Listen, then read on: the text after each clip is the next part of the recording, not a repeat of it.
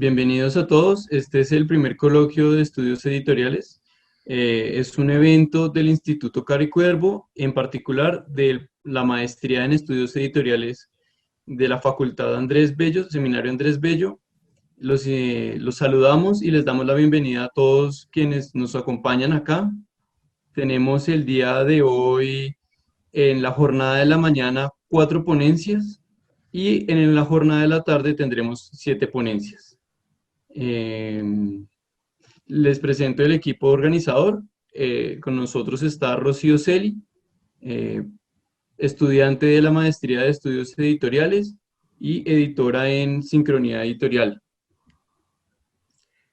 Hola, bueno, les doy también la bienvenida a todos ustedes. Muchas gracias por acompañarnos desde el inicio. Nosotros pues empezamos como esta iniciativa motivados en la necesidad de compartir o llegar a un público más amplio y poder compartir no solo como distintos proyectos editoriales que han surgido desde la maestría y desde otros puntos externos al Caro y Cuervo, sino también como dar a conocer las investigaciones que se están dando actualmente en el campo de la investigación del campo editorial.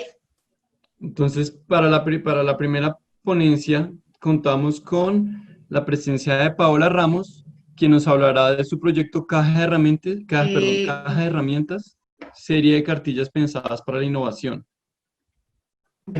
Eh, de igual manera, no sé si todos ustedes cuenten como con el programa de estos 2 días que vamos a tener, pero digamos que contamos con una página en Facebook y en la página de El Caro y Cuervo también se cuenta con la programación completa para que pues estén muy pendientes como de cada ponencia que vamos a tener a lo largo del día. Entonces, Julián, si quieres, presenta la primera que vamos a tener hoy. Pues Paola ya está con nosotros. La ponencia se titula Caja de Herramientas, serie de cartillas pensadas para la innovación. Entonces nosotros le damos la palabra a Paola y les recordamos que la presentación tiene una duración máxima de 25 minutos, durante la que el expositor presentará su ponencia y daremos 5 minutos después de la exposición para que el público, por medio del chat, nos vaya haciendo preguntas tanto a mí como a Rocío, o las puede hacer también en la sección en público para que nosotros al final de la ponencia se las contemos y se las demos a Paola para que ella la responda. Listo, perfecto. Espero que me estén escuchando bien. Buenos días para todos. Hola Julián, hola Rocío. Arrancó primero agradeciendo la oportunidad y el espacio para compartir los proyectos editoriales. Voy a compartir pantalla para... creo que necesito autorización como del administrador para poder compartir mi pantalla. Vale, ya le decimos a Javier. Vale, listo, muchas gracias. Por ahora, pues voy a presentarme. Mi nombre es Paola Ramos, yo soy comunicadora social con énfasis en producción editorial de la Universidad Javeriana. Estudié también joyería y actualmente estoy finalizando una maestría en diseño para industrias creativas y culturales en la Universidad del Bosque. Y pues durante mi trayectoria profesional, por decirlo de alguna manera, he tenido la oportunidad de trabajar en proyectos editoriales orientados a la parte educativa y académica. He trabajado como editora de textos académicos y el proyecto que hoy voy a compartir con ustedes está enfocado precisamente desde las necesidades académicas en torno a todo el tema de la innovación. Entonces, bueno, cuando me autoricen para compartir pantalla, arranco a contarles un poco más sobre el proyecto. Listo, ahora sí, perfecto. Muchas gracias. Listo, entonces ahí creo que ya pueden ver mi pantalla y mi presentación. Bueno, voy a arrancar diciendo que este es un nombre provisional que le hemos puesto al proyecto, Caja de Herramientas. En realidad este no es el nombre definitivo, sino que así arrancamos y eso es lo que intenta hacer una caja de herramientas pensadas precisamente para la innovación. Antes de arrancar como con la descripción como tal del proyecto editorial, voy a hacer una contextualización y de dónde surge el proyecto, precisamente pues para que tengan como un panorama mucho más completo sobre lo que es el proyecto. Entonces, pues, ¿quiénes somos? Yo soy docente de la Corporación Unificada Nacional de Educación Superior, docente de tiempo completo, y estoy adscrita a la Dirección Nacional de Investigaciones. Como un subproyecto de la Dirección Nacional de Investigaciones surge IQ, que sería Quality in Innovation, que ya les voy a contar un poco de qué se trata. El contexto de IQ pretende ser un ecosistema que apoya la innovación, que apoya la investigación y que busca una generación de vínculos entre la empresa y la academia. La Corporación Unificada Nacional tiene un énfasis especial en el emprendimiento. Entonces busca que todos los chicos que estudian con nosotros y que son nuestros estudiantes, en algún punto pasen por ese proceso de generar ideas innovadoras para la formulación de proyectos de innovación y que asimismo respondan a la generación de nuevas empresas.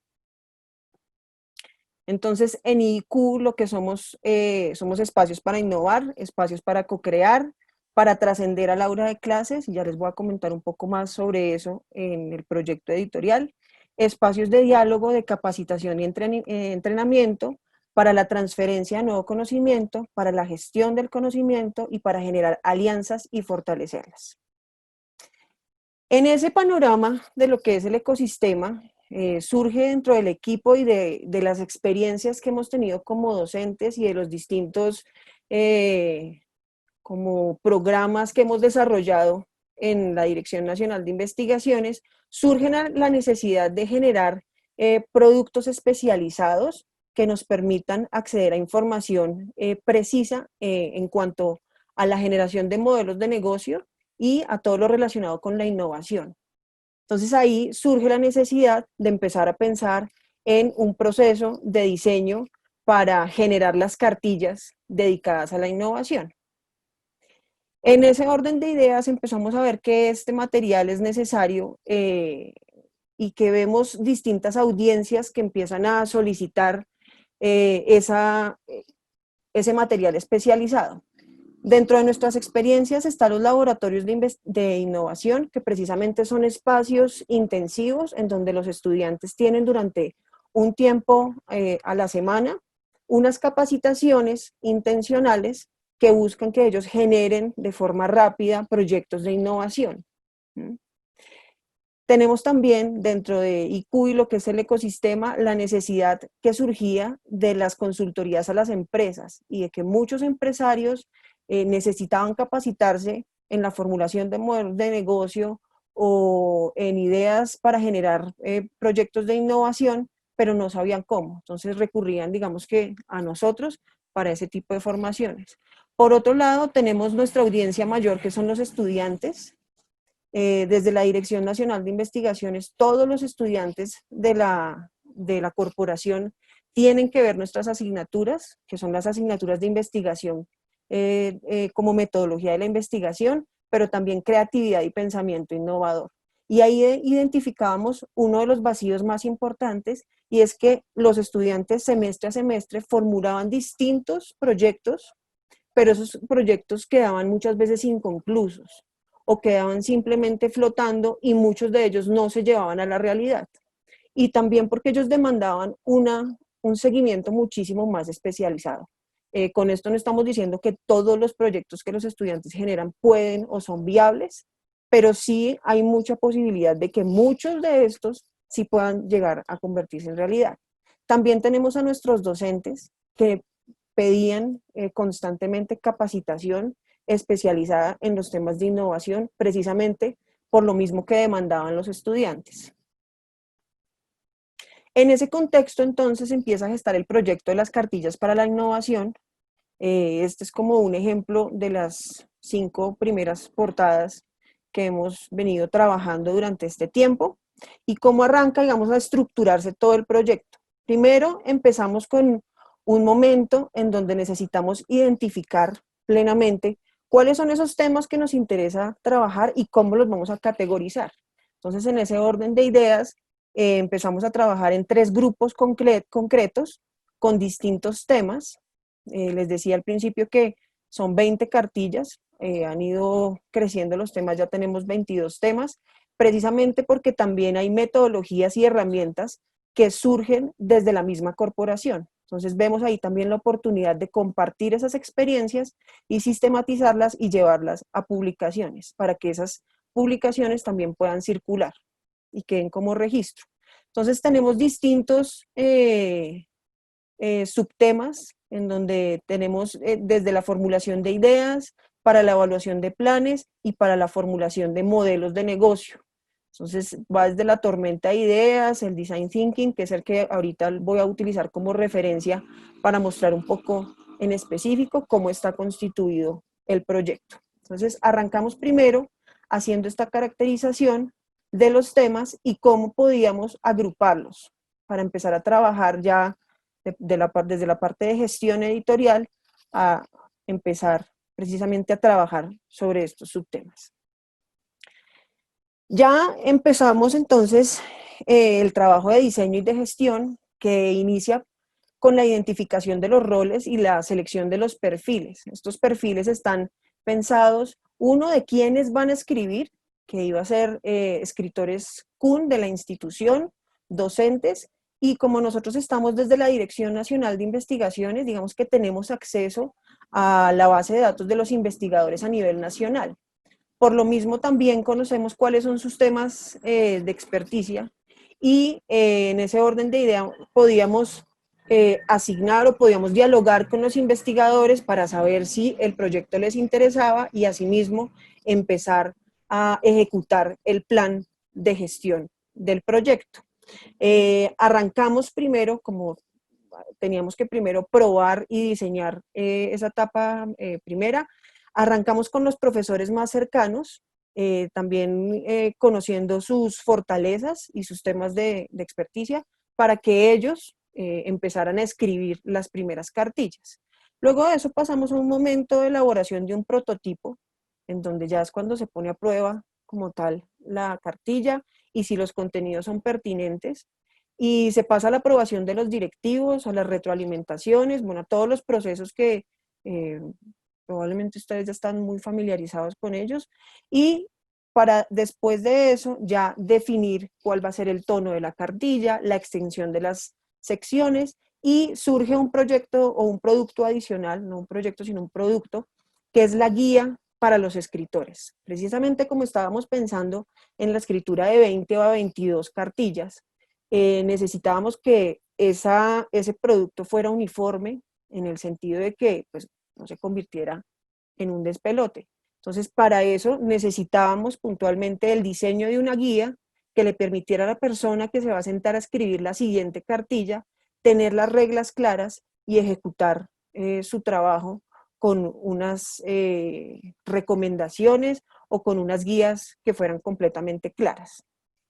Luego de eso pasamos obviamente a la parte de evaluación de presupuesto y pensar que obviamente el presupuesto tiende a ser limitado en las instituciones educativas, entonces pararnos también desde ahí para desde el inicio del proyecto empezar al diseño de ese proyecto, la definición de los aspectos legales con los autores que no fueran CUN directamente y la evaluación de cómo sería la sistematización de la experiencia, que ya les voy a contar un poco más de qué va esta parte y por qué estamos hablando de sistematización de experiencias.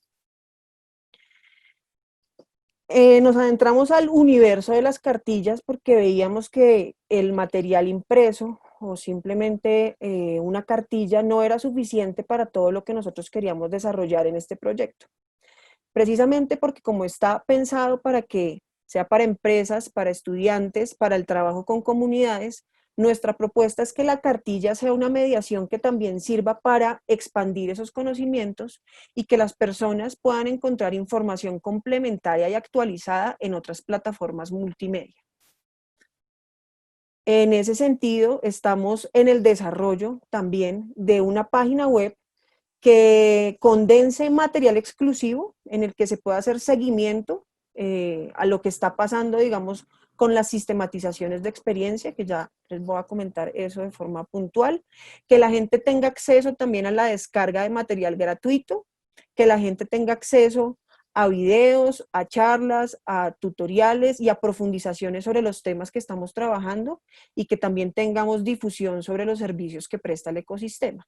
Entonces, digamos que la cartilla está en el centro para la presentación, pero digamos que orbita en todo un montón de posibilidades, precisamente que lo que nos permite es profundizar en los contenidos que estamos desarrollando desde el proyecto editorial. Les voy a compartir cómo estructuramos las cartillas y para eso entonces voy a tomar de ejemplo la primera cartilla que trabajamos, que es del pensamiento de diseño y el design thinking, ¿sí? Como tal, el contenido de la cartilla de los temas es este. Arrancamos con un prólogo de un empresario. Queríamos también registrar la visión de una persona desde el mundo empresarial que haya ejecutado las herramientas, las metodologías, los modelos y que nos dé su perspectiva para abrir el material. Luego empezamos a hablar sobre cómo utilizar la cartilla, el valor de la innovación y una introducción general al tema de la innovación y en específico al tema puntual de cada cartilla. Y esta sección, que es igual para las 20, viene siendo la etapa de presentación, en donde se da apertura al tema y se presenta qué es lo que se quiere hacer. Luego teníamos muy claro siempre que la cartilla necesitaba un fundamento teórico. No queríamos que fuera solamente una serie de ejercicios aislados, sino que entendíamos que precisamente cuando hablamos de innovación, muchas veces el tema se banaliza y precisamente por la presión de que todo el mundo tiene que ser innovador, pues nadie termina siendo realmente innovador. En ese orden de ideas queríamos ofrecer un fundamento teórico sobre cada uno de los métodos y las herramientas y por eso era tan importante que también las personas que estuvieran vinculadas a la escritura de las cartillas fueran docentes con experiencia en investigación, ¿sí? Y con desarrollo de proyectos que pudieran darle este peso teórico a cada uno de los documentos. Luego pasamos ya a los pasos de la metodología. En este caso, el Design Thinking es una metodología, pero si fuera una herramienta, entonces serían los pasos de la herramienta o del método o de lo que sea que estemos trabajando, que ya es como la aplicación muchísimo más práctica del tema que se está manejando. Y por último, queríamos hacer un proceso de sistematización de experiencia, en donde registráramos la experiencia de los docentes que han ejecutado la herramienta o la metodología, en este caso el pensamiento de diseño, y también de un empresario. Esto no quiere decir, y obviamente ahí nos encontrábamos también con que en la experiencia las cosas cambian. Una cosa es cuando a uno le proponen un modelo y obviamente otra cosa muy distinta es cuando ejecuta ese modelo o esa metodología, porque obviamente en la ejecución uno se va a encontrar en el camino con distintos problemas que en la teoría probablemente no había contemplado. Entonces, precisamente queríamos hacer ese contraste porque nos parecía muy importante ver cómo se ejecuta en el mundo real una metodología como estas. Entonces, voy a pasar a mostrarles una de las últimas versiones que teníamos sobre esta cartilla. No puedo mostrar la versión final, pero creo que con esto nos funciona y nos sirve para lo que estamos haciendo. Entonces, obviamente, bueno, aquí tenemos todo el contenido. También queríamos que desde la parte gráfica pues fuera muy amable y tampoco muy atiborrado, que fuera todo, digamos que en cuestiones de diseño tomamos, según sea como el diseño de cada portada, los colores de la misma portada para aplicarlos en el diseño gráfico de la cartilla, en el interior. Tenemos dentro de la cartilla distintos iconos que nos sirven también para identificar cómo o los contenidos asociados que el lector puede encontrar en los textos. Entonces tenemos ejemplos, tenemos tips puntuales, tenemos unos conceptos clave que es importante que la gente recuerde cuando está trabajando con ciertas metodologías, herramientas ejercicios, y por último queríamos incluir también los códigos QR, que precisamente son los que nos dan también un enlace a las plataformas externas y multimediales. Esta parte del prólogo está vacío ahí en este espacio. Entonces, precisamente acá, cuando arrancábamos contando un poco sobre la historia del Design Thinking, pues hay documentos externos de los que podíamos también echar mano para que la gente profundice. Aquí vemos, digamos, esta parte de conceptos clave que es necesario que la gente maneje, los códigos QR a lo largo del texto, que precisamente los va a llevar o a la descarga de material especializado o precisamente a tutoriales especializados en video para que la gente sepa cómo utilizar las distintas herramientas. Y en la parte final, vemos que esta es la parte de contenido, y en la parte final, a estos hacía referencia cuando mencionaba hace un rato la sistematización de experiencias. Para el caso puntual de esta cartilla del Design Thinking, tomamos la experiencia de una de las docentes de la CUN, de la profe Patricia Zuluaga, que es diseñadora gráfica, y que ella durante un semestre aplicó la metodología del pensamiento de diseño, uno, para la creación como tal de su asignatura, para la organización de su asignatura, y dos, para que sus estudiantes de diseño también lo aplicaran en sus proyectos.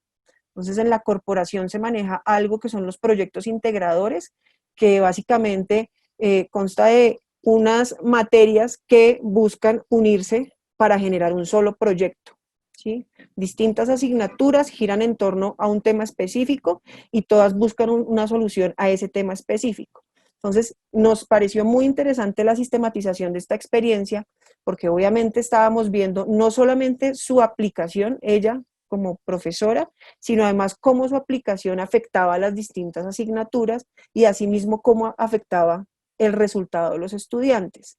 Este es un proyecto o es un proceso que está en construcción, ¿sí? Entonces, como tal, la sistematización queda abierta y lo que queremos precisamente al final de la sistematización o del texto es que la gente acceda a este material en donde pueda ver a través de videos la continuación de qué pasó con la sistematización o con la utilización de la metodología del pensamiento de diseño para este caso concreto.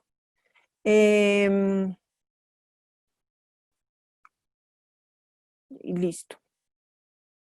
Digamos que remitiéndome nuevamente aquí a la presentación, también es importante mencionar los limitantes y los percances que uno tiene en el desarrollo normal de cualquier proyecto, sea editorial o de cualquier tipo. Y es obviamente todo esto que ha pasado durante los últimos meses también nos trajo como consecuencia la suspensión de del desarrollo de muchos de estos contenidos, precisamente para darle prioridad a la solución de otros asuntos que en este momento son muchísimo más urgentes. Ese es a grandes rasgos el proyecto de cartillas pensadas para la innovación. Entonces, así a modo de conclusión, nuevamente son 22 cartillas hasta el momento, que lo que buscan es no solamente quedarse desde la impresión en textos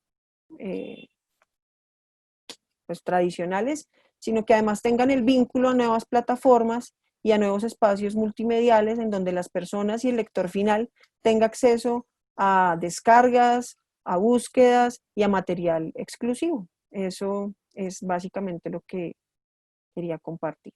Muchísimas gracias. Ahora necesito ayuda para salir de acá. Listo, muy bien.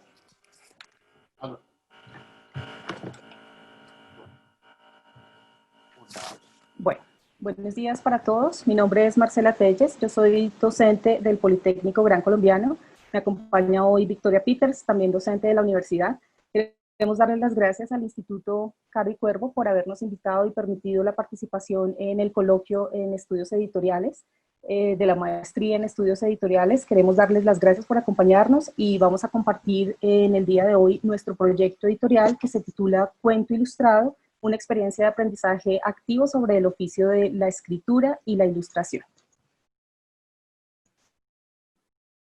Bien, entonces, este proyecto que básicamente decimos que es un proyecto que se hace a varias manos, tiene esta denominación porque nace de dos asignaturas que pertenecen a dos escuelas diferentes y a su vez estas dos escuelas están adscritas a dos facultades de la universidad, dos facultades diferentes. Entonces trabajamos en las asignaturas de taller de redacción 1, que está en la asignatura de ilustración 2, que está a cargo de la profesora Victoria, y las escuelas que están aquí involucradas son la Escuela de Diseño y la Escuela de Comunicación y Gestión de la Información, así como la Facultad de Ingeniería, Diseño e Innovación y la Facultad de Sociedad, Cultura y Creatividad. Entonces, son varias las manos que participan en este proyecto porque en el caso de taller de redacción, por ejemplo, tenemos estudiantes que vienen de programas como comunicación social, medios audiovisuales, artes de la escena, hay estudiantes de diseño de modas, obviamente también de diseño gráfico e industrial, mercadeo y publicidad y demás. Es una asignatura pues que está abierta para estudiantes de todos estos programas, entonces a mi clase pues llegan múltiples perspectivas en términos de lo profesional.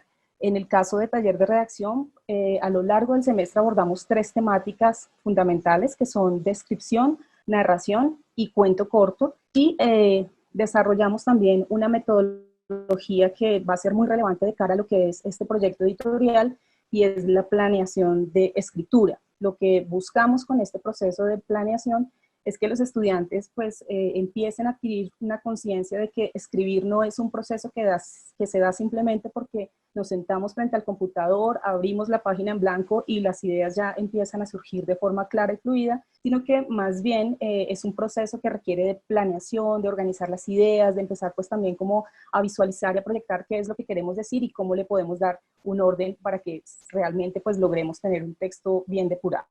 En el caso de Ilustración 2, que es la asignatura que dicta Victoria, las temáticas son narración visual, aplicación de técnicas de ilustración y conceptualización de la imagen.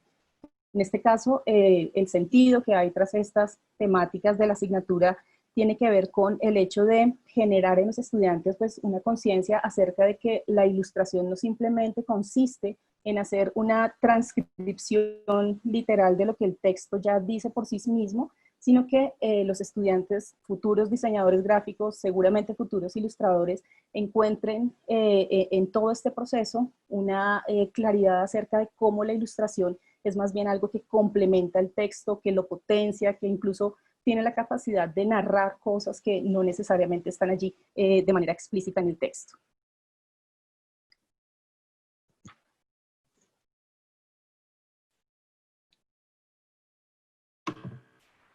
El proyecto surge inicialmente por una conversación casual. Nos encontramos con Marcela en un punto en el que cada una desarrollaba en sus asignaturas los mismos objetivos, pero lo hacíamos de manera separada. Entonces decidimos en el 2017 unir estos saberes y esfuerzos en un proyecto de investigación formativa. Es la forma como manejamos la iniciación científica y la formación científica de los estudiantes en el Politécnico. Y para llevarlo a cabo, entonces resolvimos diseñar 3 ejercicios que se desarrollan a lo largo del semestre. 2 ejercicios que son más cortos y el ejercicio final que condensa todo el trabajo en un ilustrado para que puedan allí mostrar todas esas habilidades que han venido incorporando a lo largo del semestre. El objetivo principal es familiarizar a los estudiantes con el escribir para que otros nos lean e interpreten. Entonces, normalmente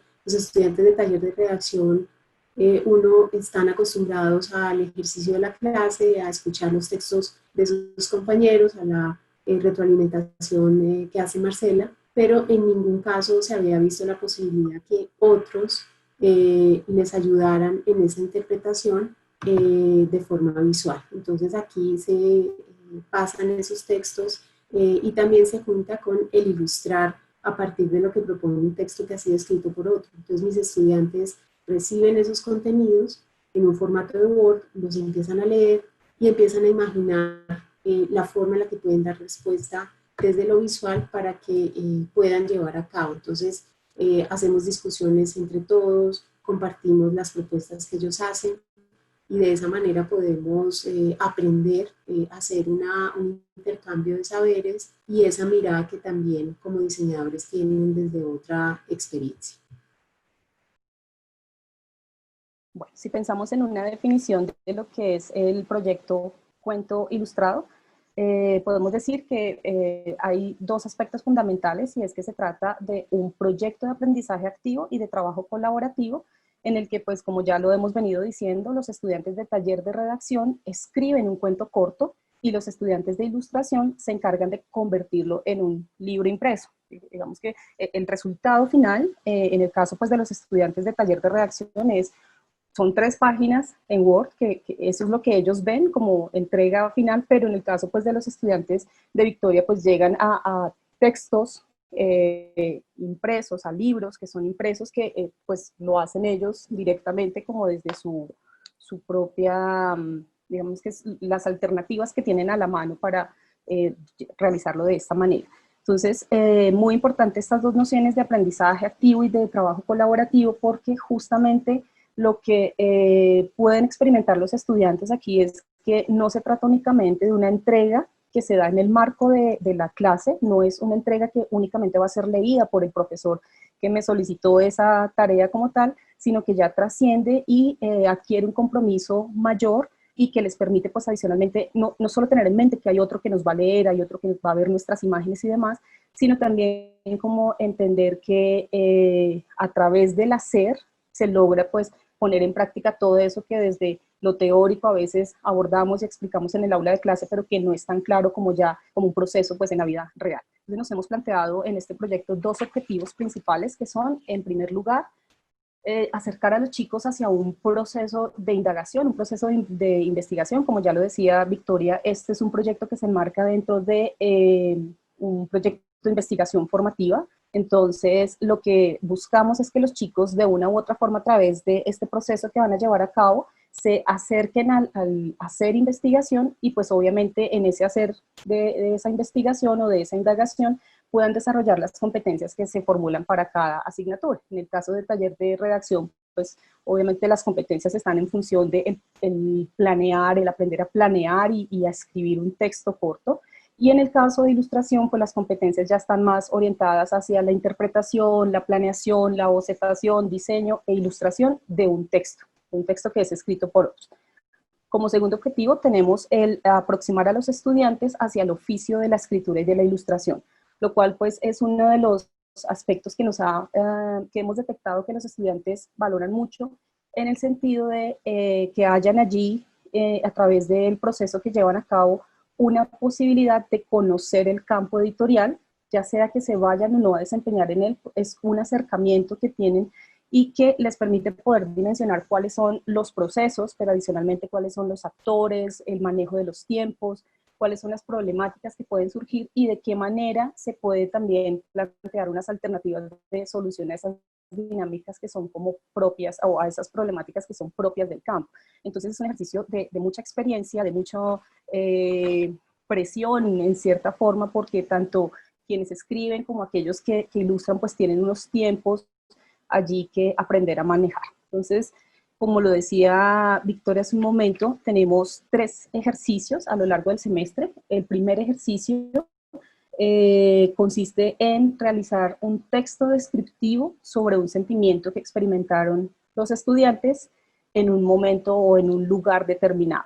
Con estos ejercicios, el primero y el segundo, que también ya les vamos a indicar cuál es, lo que buscamos es empezar a familiarizar a los estudiantes con el hecho de que mi texto va a ser leído más allá, por fuera del salón y más por alguien adicional a la profesora. Entonces, lo que hacemos en redacción puntualmente es que los estudiantes identifican un sentimiento sobre el cual quieran hablar, un sentimiento potente que hayan experimentado en determinado momento.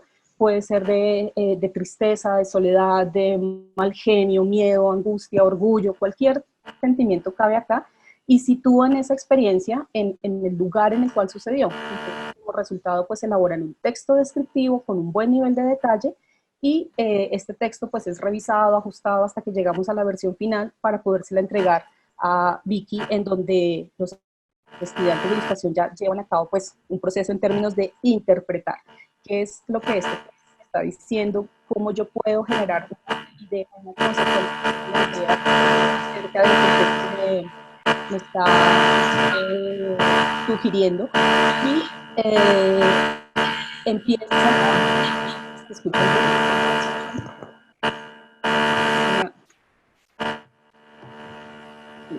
Dale, estamos Y escuchando bien. a partir de esa... Ok, gracias. A partir de esa conceptualización de la idea, entonces ya empiezan a generar los primeros bocetos y a discutirlo entre ellos. Entonces es muy interesante en esta sesión que pues ya por ahí habrán podido ustedes ver algunas fotos donde están los estudiantes viendo las imágenes. En la gran mayoría de situaciones yo asisto a esa clase y puedo compartir con ellos también las perspectivas que me genera el ver esas imágenes de un texto que previamente he conocido. Entonces ellos tienen ese proceso de discusión acerca de los bocetos como algo muy relevante dentro de su desarrollo para que finalmente ya puedan plantear una ilustración pues definitiva que acompañe a ese texto. El segundo ejercicio que desarrollamos lo titulamos Retrato de un individuo. Entonces, en este caso los estudiantes de taller de redacción 1, después de hacer la planeación, desarrollar la escritura y obviamente hacer una revisión y ajustes con Marcela, definen unos rasgos físicos, pero también psicológicos de ese individuo. De esa manera, los estudiantes de Ilustración 2, cuando reciben esos textos, hacen una lectura y una interpretación. Empiezan a proyectar, a imaginarse cómo sería ese personaje y cómo podrían representar esos rasgos físicos. Entonces podemos tener personajes amables, pero también personajes odiosos, personajes desagradables. Entonces empiezan a mover los sentimientos de cada uno y bien empiezan a construir esa representación. Entonces el personaje puede ser humano, pero no necesariamente figurativo, puede cambiar las proporciones o puede hacer una combinación entre animal y humano o puede ser un animal. Digamos que ahí hay total libertad para que ellos logren hacer esa representación. Se llevan a cabo bocetos, visualizaciones, empezamos con el mismo recorrido, definir la forma, la paleta de color y hacen una parte donde visualizan en 3D a partir de algún tipo de masilla, plastilina que les permite también relajarse y pasar esa representación bidimensional a una forma tridimensional y terminar con esas definiciones que habían planteado y que se han imaginado inicialmente. Bueno, ya en lo que tiene que ver con el tercer proyecto, que finalmente pues es el proyecto editorial como tal, consiste en dos momentos que incluso se dan pues como en un tiempo diferente. Digamos que los dos ejercicios anteriores los manejamos dentro del mismo semestre, es decir que yo ocupo 2 semanas del semestre para preparar cada uno de esos textos y Victoria en el mismo semestre pues empata con el tiempo y desarrolla esos otros las dos ilustraciones de esos 2 textos, pero en este caso, en el proyecto editorial, ya vamos a hablar de 2 momentos diferentes porque en cada semestre mis estudiantes pues siempre tienen ese proyecto final, lo elaboran en el tercer corte del semestre, pero realmente esos textos son entregados para Victoria en el semestre que continúa, de tal forma pues que sus chicos también cuenten con el tiempo suficiente para poder desarrollarlo, porque de manera pues en paralelo no sirve por las dinámicas pues del tiempo que se requiere. Entonces, en este gráfico que ven aquí voy a explicar el proceso que llevamos a cabo en taller de redacción, en donde básicamente pues aplicamos todo lo que hemos venido trabajando previamente en la asignatura y a través de los distintos talleres y de esos 2 ejercicios iniciales que ya les referimos. Lo primero que hacen los chicos es definir el tema y en este punto pues es en donde ellos tienen la posibilidad de generarse muchas preguntas acerca de qué quieren hablar, de qué les interesa, con qué temáticas se sienten quizás un poco más cómodos, de pronto le dan continuidad a algunos proyectos que previamente ellos han iniciado, entonces todo comienza por esa definición de del tema. En algunos casos, esos temas puede ser que no hayan sido abordados por el estudiante, que no tenga ningún conocimiento previo, pero que justamente pues en razón a ello es que quieren desarrollarlo.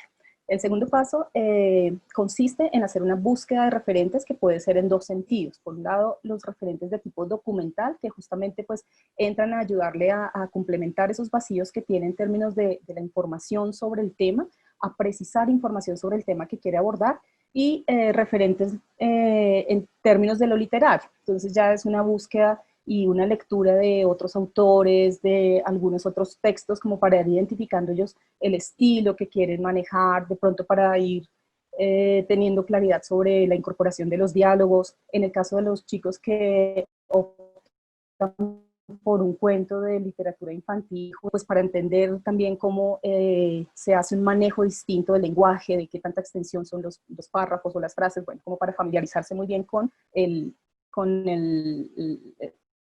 el formato que ellos quieren, con el texto al que ellos quieren llegar.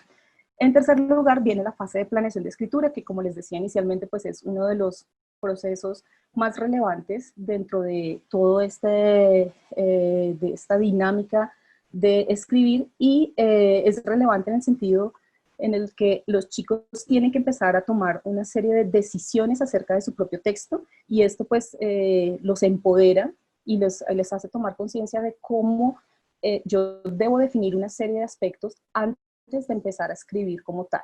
Entonces ellos a través de un formato, en este proceso lo que hacen es empezar a identificar y a tomar la decisión del tipo de narrador que van a utilizar, la estructura narrativa, si van a contar la historia en pasado o en presente, cuál es el tiempo verbal que van a manejar, miran cuál es el público al cual van dirigido, la secuencia que van a utilizar, los personajes que hacen parte del relato, y pues hacen también de una vez una descripción física y psicológica de los personajes, de tal manera pues que para ellos es como tener todo ese mundo de su relato, de su historia muy bien controlado, y no dejarlo pues como al azar, ni con las obvias complicaciones que generaría el hecho de empezar a escribir sin tener todavía como algo medianamente definido. Entonces, a partir de este proceso de planeación de escritura ya se pasa a la siguiente fase, al punto 4, que consiste básicamente en empezar a escribir. Y acá, respetando también pues, el proceso de la escritura como un proceso pausado que requiere de disciplina, de dedicación, de distintos momentos de acercarse al texto, lo que hacemos es que cada semana los estudiantes van escribiendo un avance de su texto. No lo escriben todo de una vez, sino que llegan a un momento de asesorías con textos cortos, digamos que con una extensión no mayor a una página, para que podamos en una asesoría personalizada empezar a revisar el texto, identificar las posibles fallas que tiene en términos de ortografía, de la construcción de los párrafos, de la claridad en las ideas, bueno, temas de redacción, que se mantengan todas esas condiciones que él ha definido del narrador y la estructura y demás. Y después de esa asesoría, pues los estudiantes van, ajustan, escriben un poco más, revisamos, ajustan, hasta que finalmente logran las 3 páginas, que es el promedio que manejamos. En todo este tiempo ya estaríamos hablando de aproximadamente 5 semanas de trabajo muy juicioso, muy personalizado, que eso es pues como también parte de la ganancia, porque al final de todo esto llegan a mis manos, o como entrega final, pues unos textos más depurados, realmente que los chicos los conocen y que pueden dar cuenta de ellos. Ya por último, quienes están interesados en que sus textos sean analizados para ver si pueden ser ilustrados, viene una fase de convocatoria, en donde pues del volumen de estudiantes que yo manejo, algunos de ellos dicen sí, me interesa, quiero que mi libro pues entre esa convocatoria, y de allí pues seleccionamos los 20 que le entregamos a Victoria para que los chicos se encarguen de ilustrarlos. Acá vale la pena pues decirlo, hay un insumo también muy interesante que también nos traza una ruta hacia adelante en términos de investigación, y es que independientemente de que no se logre ilustrar todos los textos que estamos recibiendo en las convocatorias, pues tenemos allí un material muy interesante para empezar a sistematizarlo, y que seguramente nos da también cuenta y nos va a permitir entender cuáles son los intereses de los chicos en términos de qué es lo que nos quieren contar, ¿no? Cómo se están contando y cómo están narrando sus realidades y pues bueno, también los mundos de ficción que pasan por sus... Bueno, el desarrollo de esta parte en el curso de Ilustración 2 arranca con una primera lectura. Esa se hace en público, en voz alta, un poco porque los estudiantes sienten un poco de temor, les da la posibilidad de tomar muchas decisiones y hay mucha libertad, entonces también implica hacerlo pausadamente, entonces hacemos esa primera lectura y ellos empiezan a imaginarse cómo sería ese libro. Obviamente ya hemos visto ejemplos, hemos recorrido algunas técnicas de ilustración, hemos desarrollado varios ejercicios con mucha libertad también de parte de ellos, entonces eso les ha permitido afianzar, tener un poco más de seguridad y tomar esas decisiones. Se toman decisiones sobre el formato, los recursos como troqueles, a algunos estudiantes les gustan las formas tridimensionales que se pueden producir con el papel, lo que sucede entre la interacción de una página y la otra, la transparencia de los mismos sustratos, también tienen que analizar el lector, es decir, a quién va dirigida ese relato. Entonces, los primeros 5 libros fueron para niños con temas de animales, los que estamos lanzando este año son para jóvenes con temas variados, entonces digamos que hay cierta incertidumbre porque pues finalmente ellos no saben qué va a llegar a sus manos. Usamos un recurso que yo lo he denominado plan de páginas, que le permite a los estudiantes en un solo formato tener la distribución de las 32 páginas, entender cómo es la secuencia narrativa de los recursos que pueden utilizar allí, empiezan a combinar, a dialogar, a discutir entre ellos, conmigo, yo hago un acompañamiento y también entre sus compañeros lo hacen. Se buscan referentes y se empiezan a plantear los primeros bocetos en ese plan de páginas. Es decir, primero tenemos un control completo, esa es la sugerencia, y luego se empiezan a desarrollar puntualmente lo que sucede con cada una página. Luego desarrollamos una revisión de propuestas que se hace permanentemente. Nosotros nos vemos 2 veces a la semana, entonces asignamos cuál semana dividimos, el grupo es muy grande, hacemos en la mitad un día, la otra mitad del otro día, pero siempre hay un intercambio porque además ellos sienten mucha curiosidad de lo que están haciendo sus compañeros.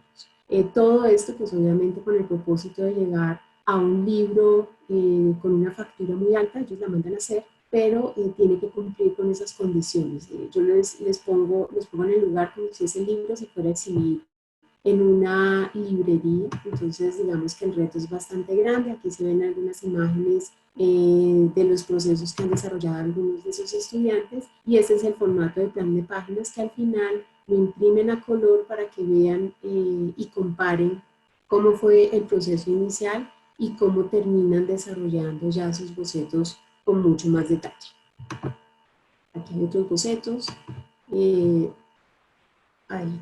Dale, Marcia. Bueno, entonces ya como empezando a cerrar un poco lo que ha sido esta exposición, vemos acá en la pantalla una línea de tiempo que refleja pues la manera en que este proyecto se ha sostenido a lo largo del tiempo. Empezamos en el segundo semestre del 2017 y en ningún semestre pues hemos tenido la necesidad de parar o de replantear aspectos, sino que afortunadamente sobre la marcha pues hemos ido ajustando bastantes cosas que lo que ha hecho pues es mejorar la manera como acercamos pues a los chicos a esta realización de sus textos y de los ilustrados. Tenemos entonces acá, ven ustedes pues que la cantidad de libros por semestre, estamos hablando de libros realizados en el aula de clase, entre 20, 15, digamos que eso depende mucho de la cantidad de estudiantes que haya en educación, pero pues comenzamos con 28 libros en el 2017, luego en el siguiente semestre fueron 15 libros, 13, 23, 8, actualmente como pues, estamos en un proceso adicional el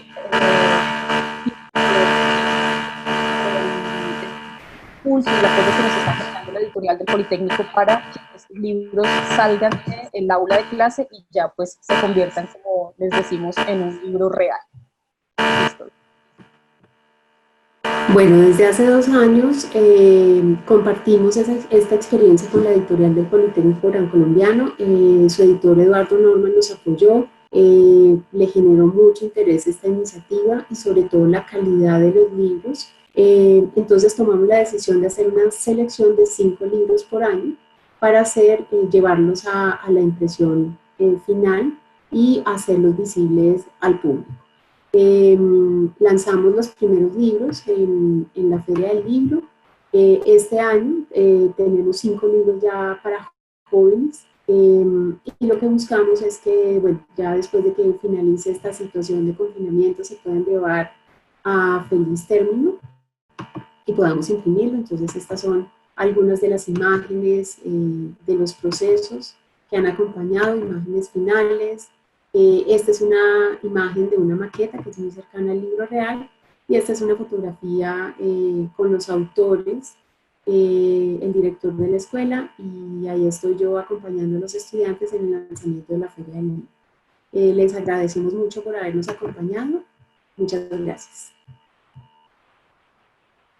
Bueno, Gracias. muy amables. Gracias a ustedes, Marcela y Victoria, por la presentación de sus proyectos en el marco del coloquio. Entonces, tenemos 5 minutos para, si alguna persona dentro del público quiere realizarle alguna pregunta a las dos expositoras. Bueno, si nadie tiene preguntas, igual nosotros esperamos dentro de la página de YouTube montar las presentaciones que se hagan en el coloquio y pues ahí también intentaremos ingresar el contacto por si alguien... ahí les pregunta David Higuera, ¿cómo se puede publicar con ustedes?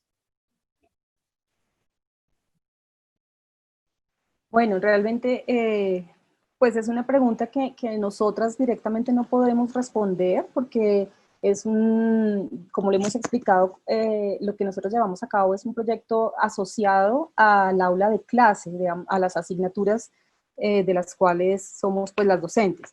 Entonces, lo que podemos hacer, pues, no sé, Vicky, sería suministrar el correo de la editorial. O sea, en un rato, pues, Julián, si quieres, yo envío el correo de la editorial para ponerlo en contacto con el editor, porque pues específicamente hay otras temáticas que caben pues dentro y que son de interés de la editorial, no solamente pues en el sentido del proyecto que nosotras estamos manejando.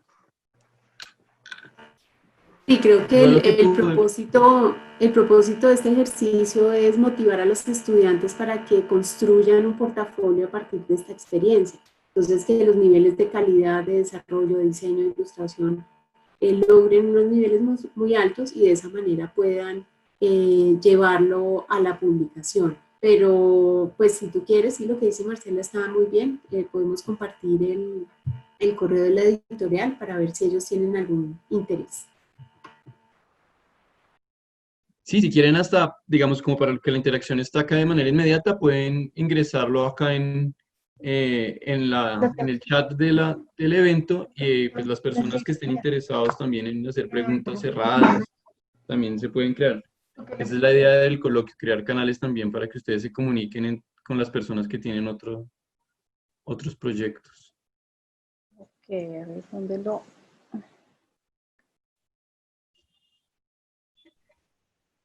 Acá va.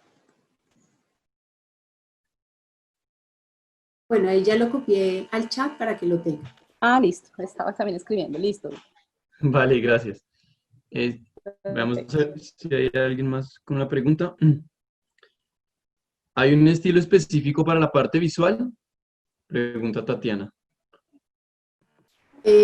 No, ninguno. Hay total libertad, cada estudiante tiene la posibilidad de proponer la narrativa y los lenguajes, los recursos. A veces han sucedido que hay que hacer propuestas, de pronto hay que ajustarlas porque se han imaginado el manejo de troqueles o de papeles un poco complejos, entonces hay que irlos ajustando, pero tanto la técnica como la propuesta visual es libre. Tiene que ser acorde al texto que está manejando y también al público al que se define desde un comienzo, pero no hay restricción en ese sentido. Bueno, igual, entonces les damos de nuevo las gracias por participar dentro del evento y por aceptar la invitación del instituto y de nosotros en la maestría. Quedamos muy contentos con la presentación y damos paso entonces a la siguiente ponencia, que se titula Ilona Libros y están como expositoras Laura Daza y Noelia Fajardo. Bueno, muchas gracias. Gracias. Muchas Gracias, gracias, Marcela. hasta Gracias, luego. Victoria. Hasta luego, que estén bien. Adiós.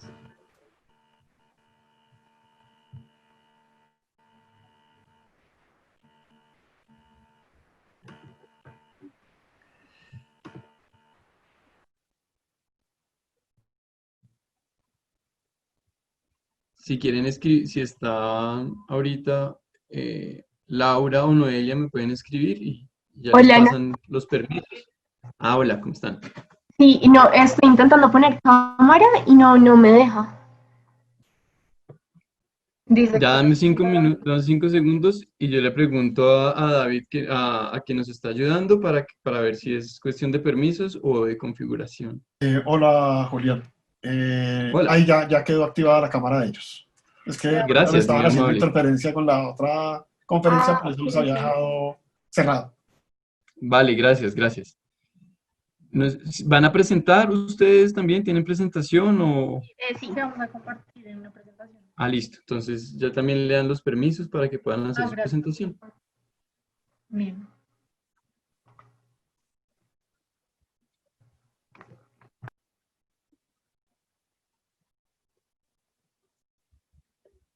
Cuando ustedes quieran, ya pueden comenzar la exposición.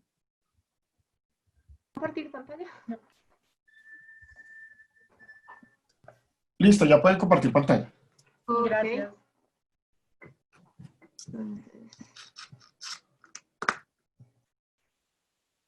Listo.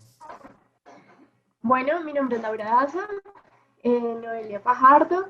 Nosotros somos los fundadores de Ilona Libros, es una editorial independiente de literatura infantil. Nos dedicamos plenamente a la literatura infantil.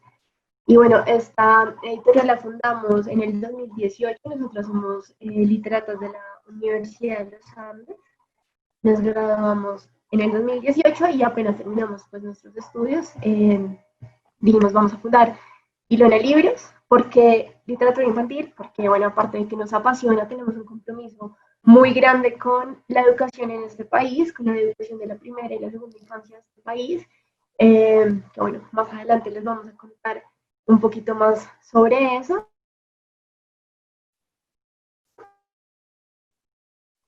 Bueno, ¿por qué Ilona Libros? ¿Por qué Ilona Libros? Bueno, Ilona Libros. Ilona es un personaje principal de una de las obras de Álvaro Mutis. Ilona llega con la lluvia. No sé, para los que hayan leído este libro, pues saben que Ilona es una mujer que es eterna en recuerdo y efímera en contacto, y eso es lo que nosotras queremos hacer con nuestros libros. Queremos que la experiencia con los libros de manera física es algo pasajero. Tú lees un libro y lo dejas ahí y te gusta mucho, de pronto lo vuelves a tomar en unos años y no lo dejas ahí para siempre. Y nosotros queremos hacer libros infantiles que queden para siempre en la memoria y en el corazón de las personas, de los niños sobre todo. Entonces, por eso Ilona Libros. Bueno, como les estaba comentando, pues Laura,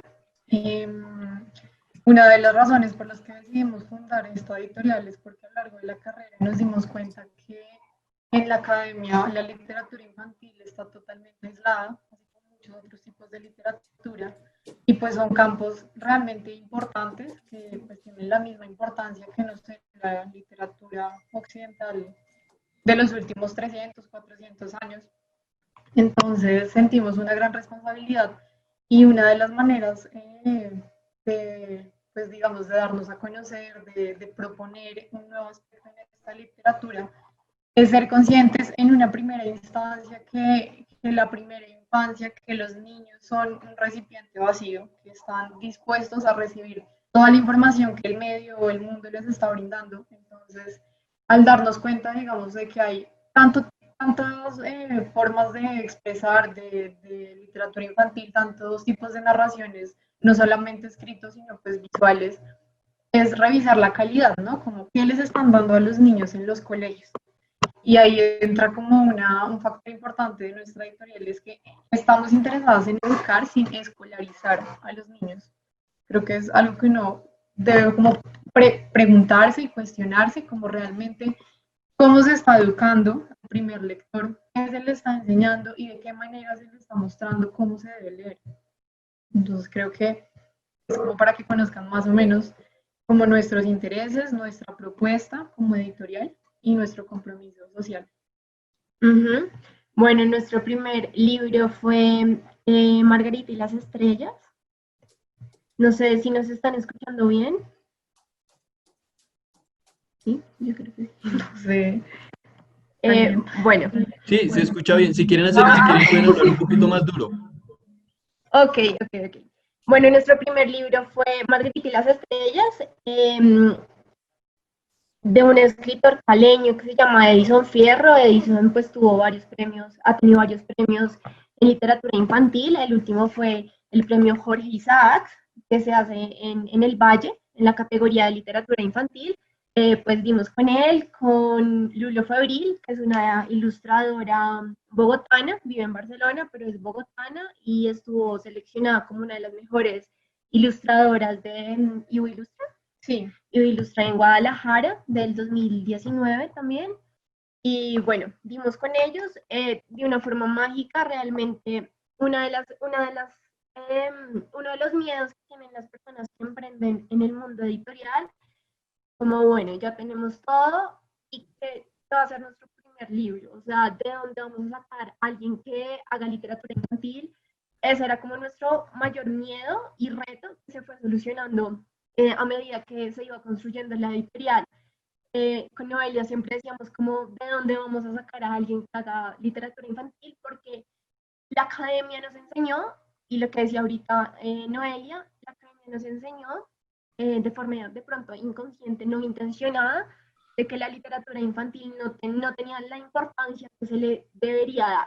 Entonces, es algo que la mayoría de personas subestiman mucho y por eso pensamos que no se hace literatura infantil, que la literatura infantil que se conoce ya está hecha, los cuentos clásicos, todo ese tipo de cosas, pero no, o sea, realmente la literatura infantil hoy por hoy es uno de los sectores de la industria más potentes, que tienen mucha competitividad y bueno, nos embarcamos en esto y a raíz de, a medida que estábamos haciendo este libro, nos llegaron un montón de propuestas y fue muy lindo porque en Colombia se hace mucha literatura infantil, tanto a nivel de escritura como ilustración. Hay gente dedicada a esto y es demasiado hermoso que la gente le dé la importancia y el valor a este género literario. En la industria ya hay un montón de ofertas de literatura infantil que ya ha perdido cierta calidad, entonces se tiene que tener muchos filtros para seleccionar lo que se puede llegar a considerar buena literatura infantil. Y así es. Entonces, bueno, ahora vamos a hablarles un poco de esto. Hasta el momento hemos trabajado pues, para publicar en físico en 2 publicaciones. Entonces, la primera, la presento, es Margarita y las estrellas, como vieron en las fotos pasadas, pues es el lanzamiento que fue en Talleres de Abre Lunar. Entonces, pues, les voy a hablar un poco sobre este libro y sobre el proceso de edición que tuvimos con él. Bueno, duramos 3 meses en trabajo de edición. El primer manuscrito pues nos llegó con varias falencias. Sí, pues es que siempre no son como manuscritos súper orgánicos donde hay que hacer, uno creería que no, pero hay que hacer hasta correcciones ortotipográficas. Entonces, y bueno, el reto que tuvimos con este libro es que era un libro bastante oral.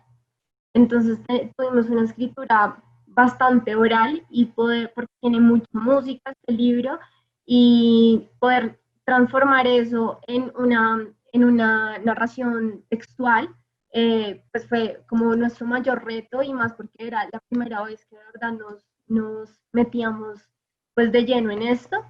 Eso por un lado. Por el otro lado fue también el proceso de ilustración, que fue algo también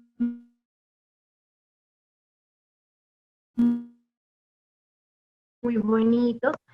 Tiene que complementar esa historia que ya me están contando las letras. Tiene que darle una, como como una historia, ¿no? 50% digamos acá, que es la diferencia con la literatura que no está ilustrada, y es que aquí la ilustración es una historia que está paralela a lo que estamos leyendo, entonces a lo que estamos leyendo en texto, mejor dicho. Está la narrativa visual, entonces también hay una doble propuesta, de hecho a veces hay hasta 3 propuestas dentro de una misma historia. Entonces, pues es muy importante dar con un ilustrador que nos proponga no solamente una imagen, sino que nos proponga una narración dentro del texto que ya nos está contando algo. Entonces, eso también es un camino pues bastante arduo, encontrar un ilustrador que dé como la talla, por decirlo así, para que también haga una propuesta. No solamente el ilustrar, el representar visualmente lo que ya nos están contando, porque la literatura infantil tiene esta facilidad, como este poder, esta herramienta, y es que si el niño todavía no sabe leer, pero se acerca a un libro, tiene la posibilidad de entender por medio de imágenes. Entonces, bueno, la idea igual de la literatura infantil, además de educar sin escolarizar, es fomentar el vínculo que se da entre la persona que está leyendo el libro al niño y el niño. Entonces, ¿esto por qué lo vemos tan importante? Porque pues estos vínculos generalmente empiezan en la casa. La lectura es algo que se enseña en la casa. Eso para mí, como editora, es indiscutible, es algo que crea. Este amor a la lectura, este amor a los libros, inicia por eso, por el libro objeto, por volver el libro un objeto valioso, no olvidado y arrinconado en la biblioteca de la casa, sino mostrarlo como una herramienta para empezar a tener imágenes de la realidad. Entonces, bueno, eso por el lado, digamos, de Margarita y las Estrellas fue un proceso de edición de 4 meses y perdón.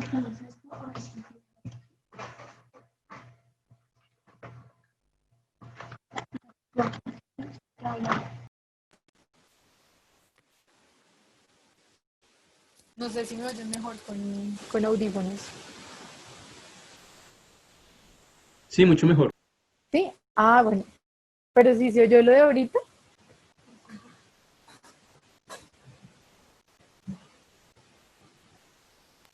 Bajito, ¿Se pero oyó escucho. ¿Se escuchó? Ah, bueno. Perfecto.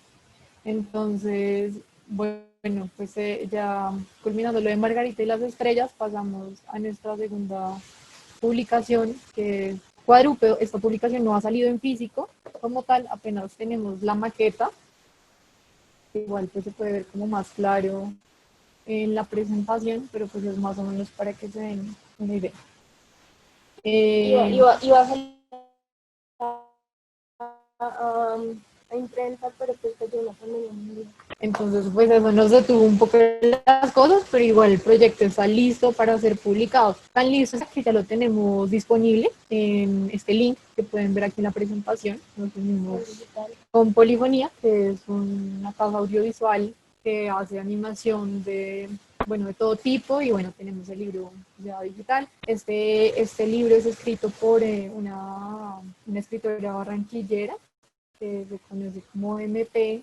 Ella pues tiene una afinidad bastante grande con los animales, como se podrán dar cuenta, pues el título de la obra es Cuadrúpedo, hace alusión pues a todos los animales cuadrúpedos, y como lo pueden pues leer acá, este es un libro que trata sobre un animal que no tiene como una forma específica, eso está como a su imaginación, a la imaginación del lector. Y pues este libro básicamente encarna como los intereses más importantes de la autora, que es pues las leyes de los animales, la ética animal y todo lo que está relacionado a generar una empatía en el lector con los animales no humanos. Pues este libro va a tener dos tipos de narración, una visual, que sería las ilustraciones. Entonces nos quedamos en papelería. Sí, bueno, nosotros ofrecemos otros servicios como papelería. Estos fueron unas agendas que nosotras mismas diseñamos con materiales pues, Vemos su presentación, pero no reciclables. las escuchamos, creo. ¿O sí? Aló. Si nos pueden, por favor, decir si nos están oyendo. Sí, ya, ¿Nos ya, ya, escuchan? ya volvió. Sí, sí, yo las estoy escuchando. Bueno, Gracias. entonces tenemos material de papelería, pues haciendo como alusión a nuestro logo y a nuestra tipografía, pues es una agenda que tiene una cosita de, ¿cómo se llama? pizarrón. Un pizarrón para poder escribir con tiza.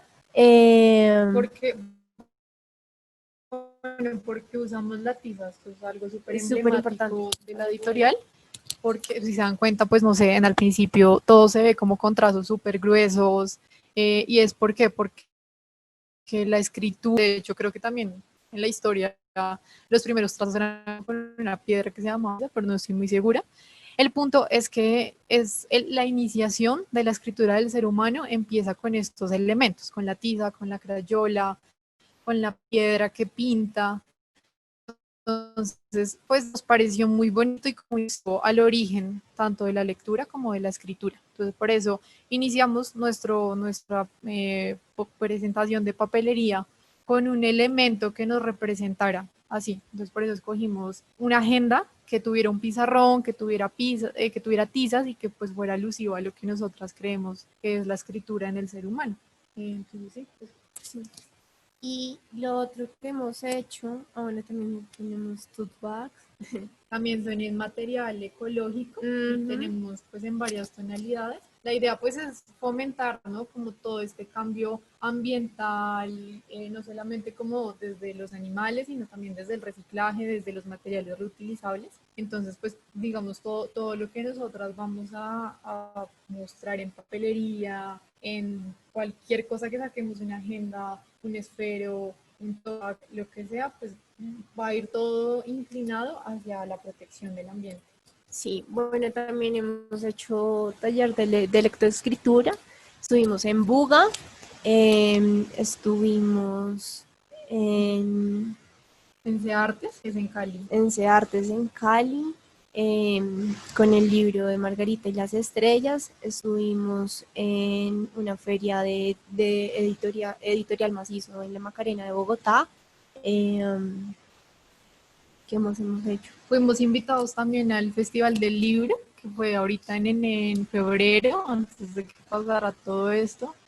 Y estuvimos en los stands de las librerías en las que nos ubicamos actualmente. Estuvimos en Mr. Fox, en la Librería Central y en Garabato Librería, que fueron las que estuvieron ahí con nuestra primera publicación, Margarita, y con nuestra línea de papelería.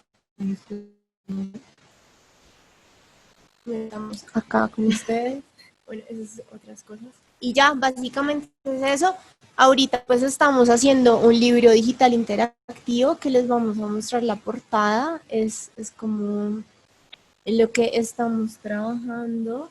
Pues en vista, digamos, de toda la situación que está ocurriendo en el mundo, donde lo digital está cobrando tanta fuerza, nos aliamos con una casa audiovisual para hacer un libro digital interactivo.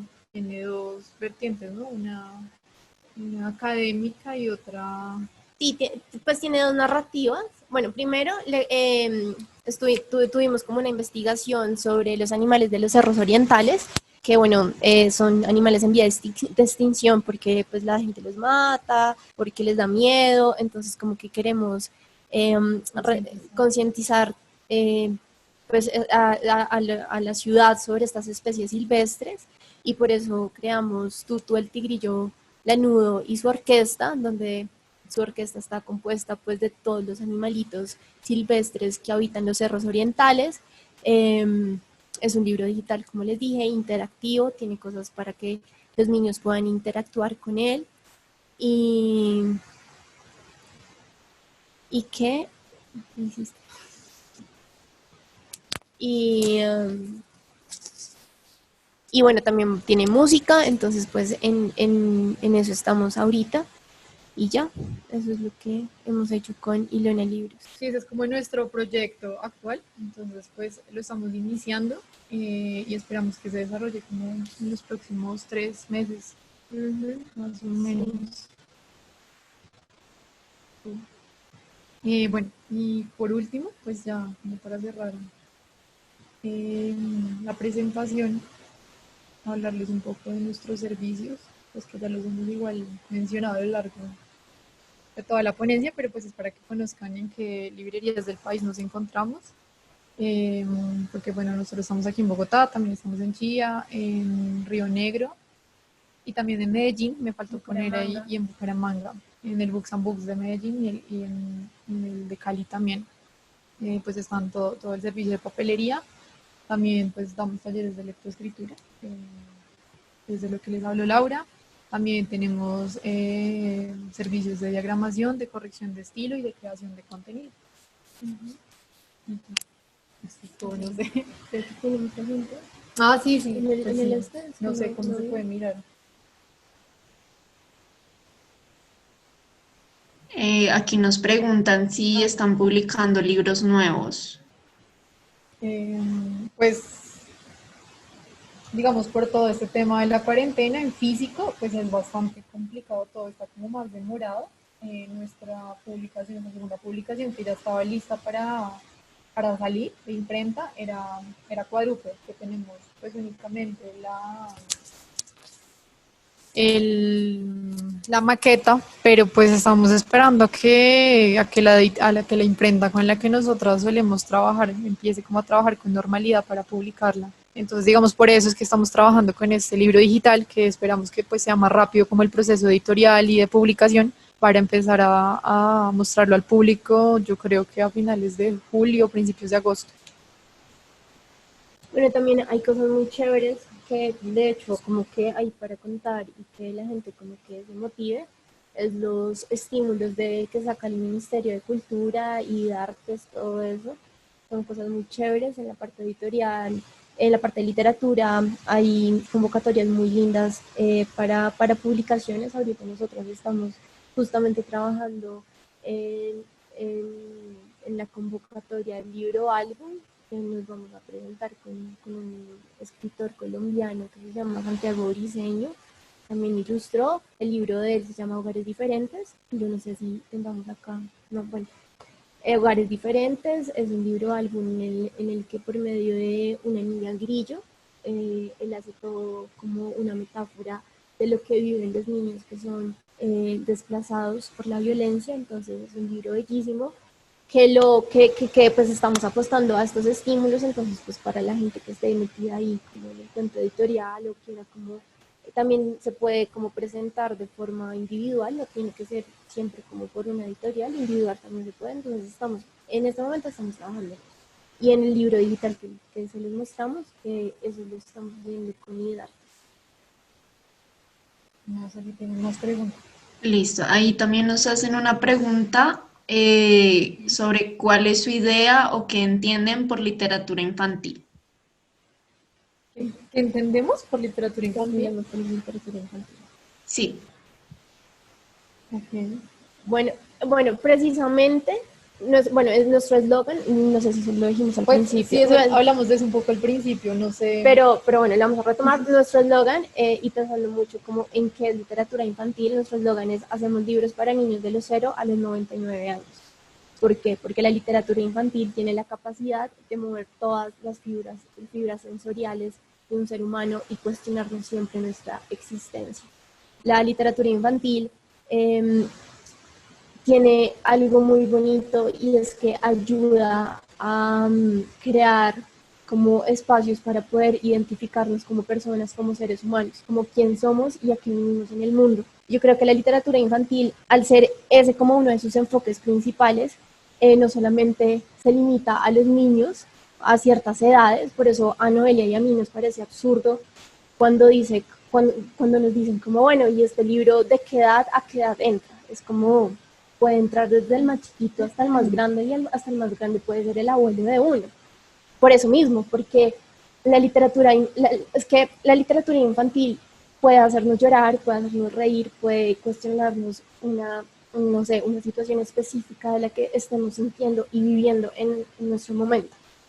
Entonces yo creo que eso es la literatura infantil. Es una herramienta, ¿no? También, o sea, como cualquier otro tipo de literatura, no sé, occidental, oriental, bueno, de lo que haya, es una herramienta, simplemente es otra herramienta a la que hay que darle la misma importancia que le damos a cualquier otro tipo de literatura, a la literatura que se ve en la academia, a la literatura que nos enseñan en los colegios, que siempre está como más reforzada en el bachillerato.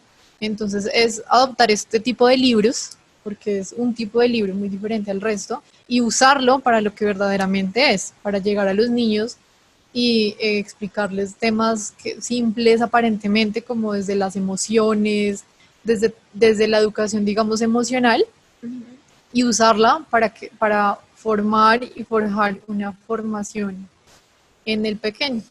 Eso es básicamente lo que nosotros creemos, lo que es literatura infantil.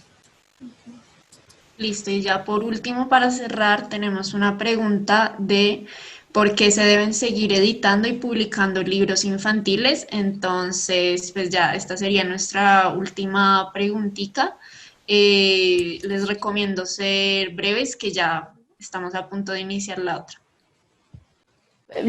Pues por eso mismo que estábamos diciendo, la literatura infantil se tiene que seguir haciendo y se tiene que seguir publicando para poder llegar, para ayudarnos. Yo creo que la literatura infantil es una guía que nos hace mejor personas y que nos hace, eh, es también como un catalizador de todas las emociones fuertes que a veces no sabemos identificar y que de pronto nos hace, como, ¿qué dirías tú, no? Pues es que yo creo que, yo no sé si ustedes recuerdan, hace como en el 2011, 2012, que fue como todo el boom del libro digital, del Kindle, del iPad, de todo esto, y como se empezaron a descargar libros ahí, a manejar como literatura desde lo digital, desde la pantalla.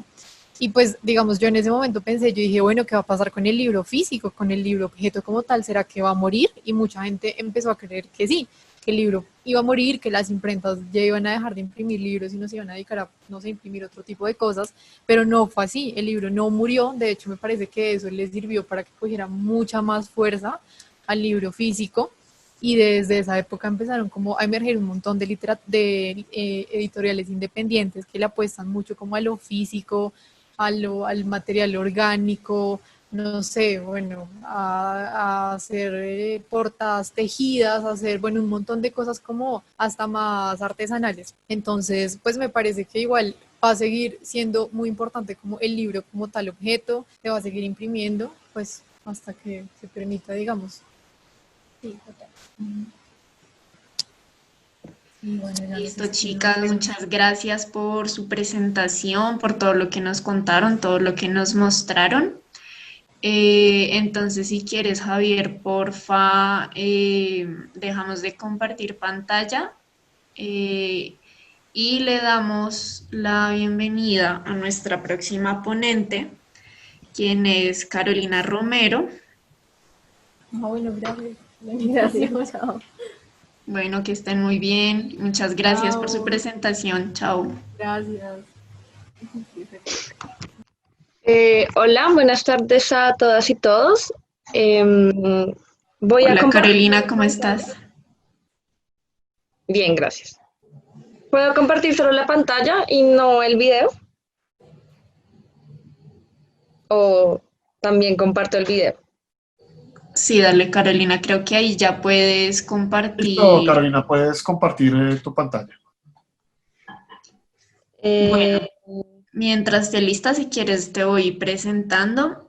La ponencia de Carolina se llama Copia Subterránea, el fanzine como práctica editorial alternativa. Entonces, si quieres, Carolina, cuando quieras empezar.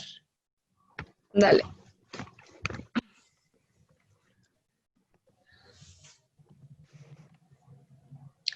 Ya esta es nuestra última ponencia de este primer bloque.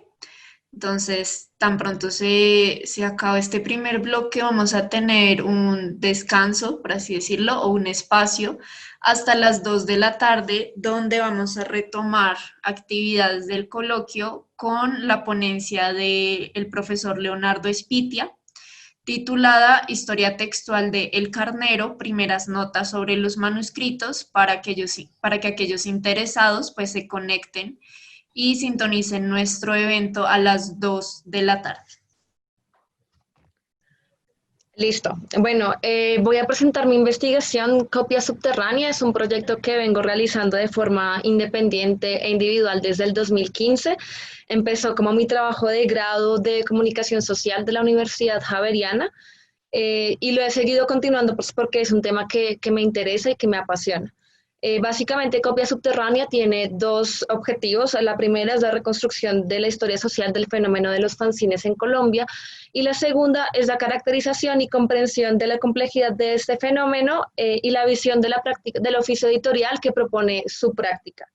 Los testimonios son la principal fuente, los testimonios orales de fanzineros y fanzineras, rockeros y lectores de fanzines de los años 80 y 90 de la ciudad de Bogotá y Medellín, y también el acceso a archivo gráfico de colecciones independientes de fanzines, porque hay en realidad muy pocas cosas digitalizadas al respecto. Y por último, pues es una investigación que está mediada también por mi práctica personal como editora y fanzinera, y lectora de fanzines, perdón. Entonces,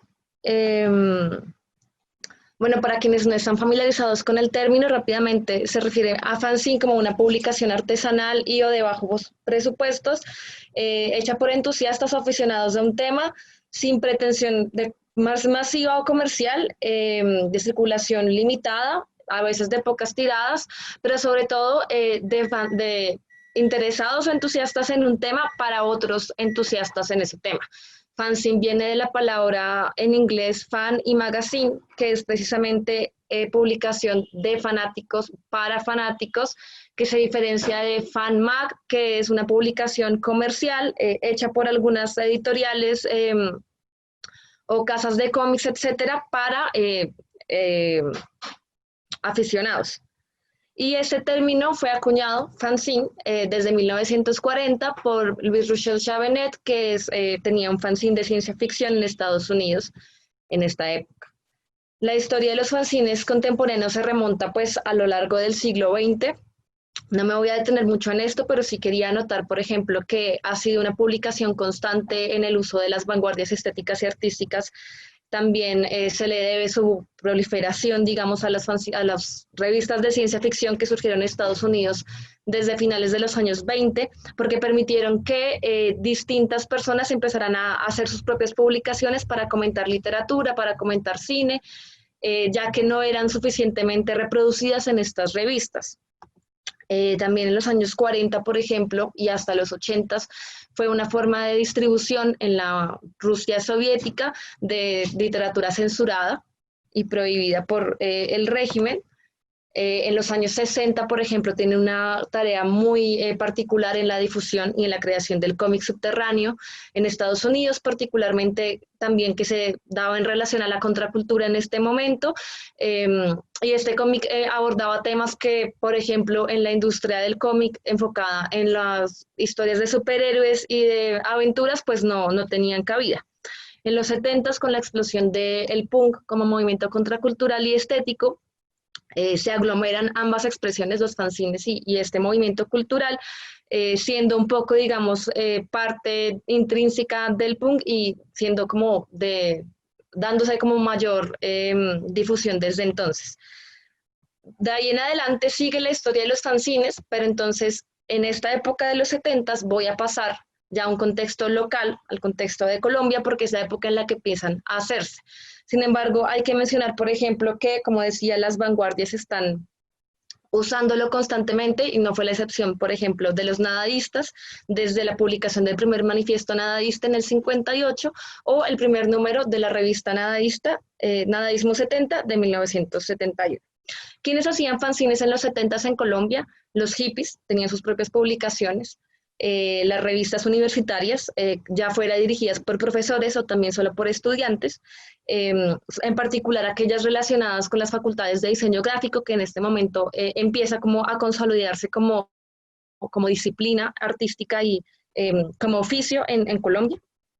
Y también los movimientos sociales, es una época de muchísima conflictividad, de muchísima convulsión en el país, pero en particular quiero resaltar la experiencia que tengo en este momento en la pantalla, que son los fanzines que hacían las organizaciones feministas y de personas LGBTI, bueno, homosexuales en ese momento, porque además abordaban distintos temas que en las publicaciones militantes de izquierda eran ignorados, como la sexualidad, como el derecho libre al aborto, como las prácticas y las relaciones sexoafectivas, y también incluían experiencias personales y diarios más íntimos, y además también se apropiaban, en el caso particular de las mujeres, de un oficio que históricamente había estado más enfocado, más permitido a las masculinidades, y es como todo el tema de la imprenta, etcétera.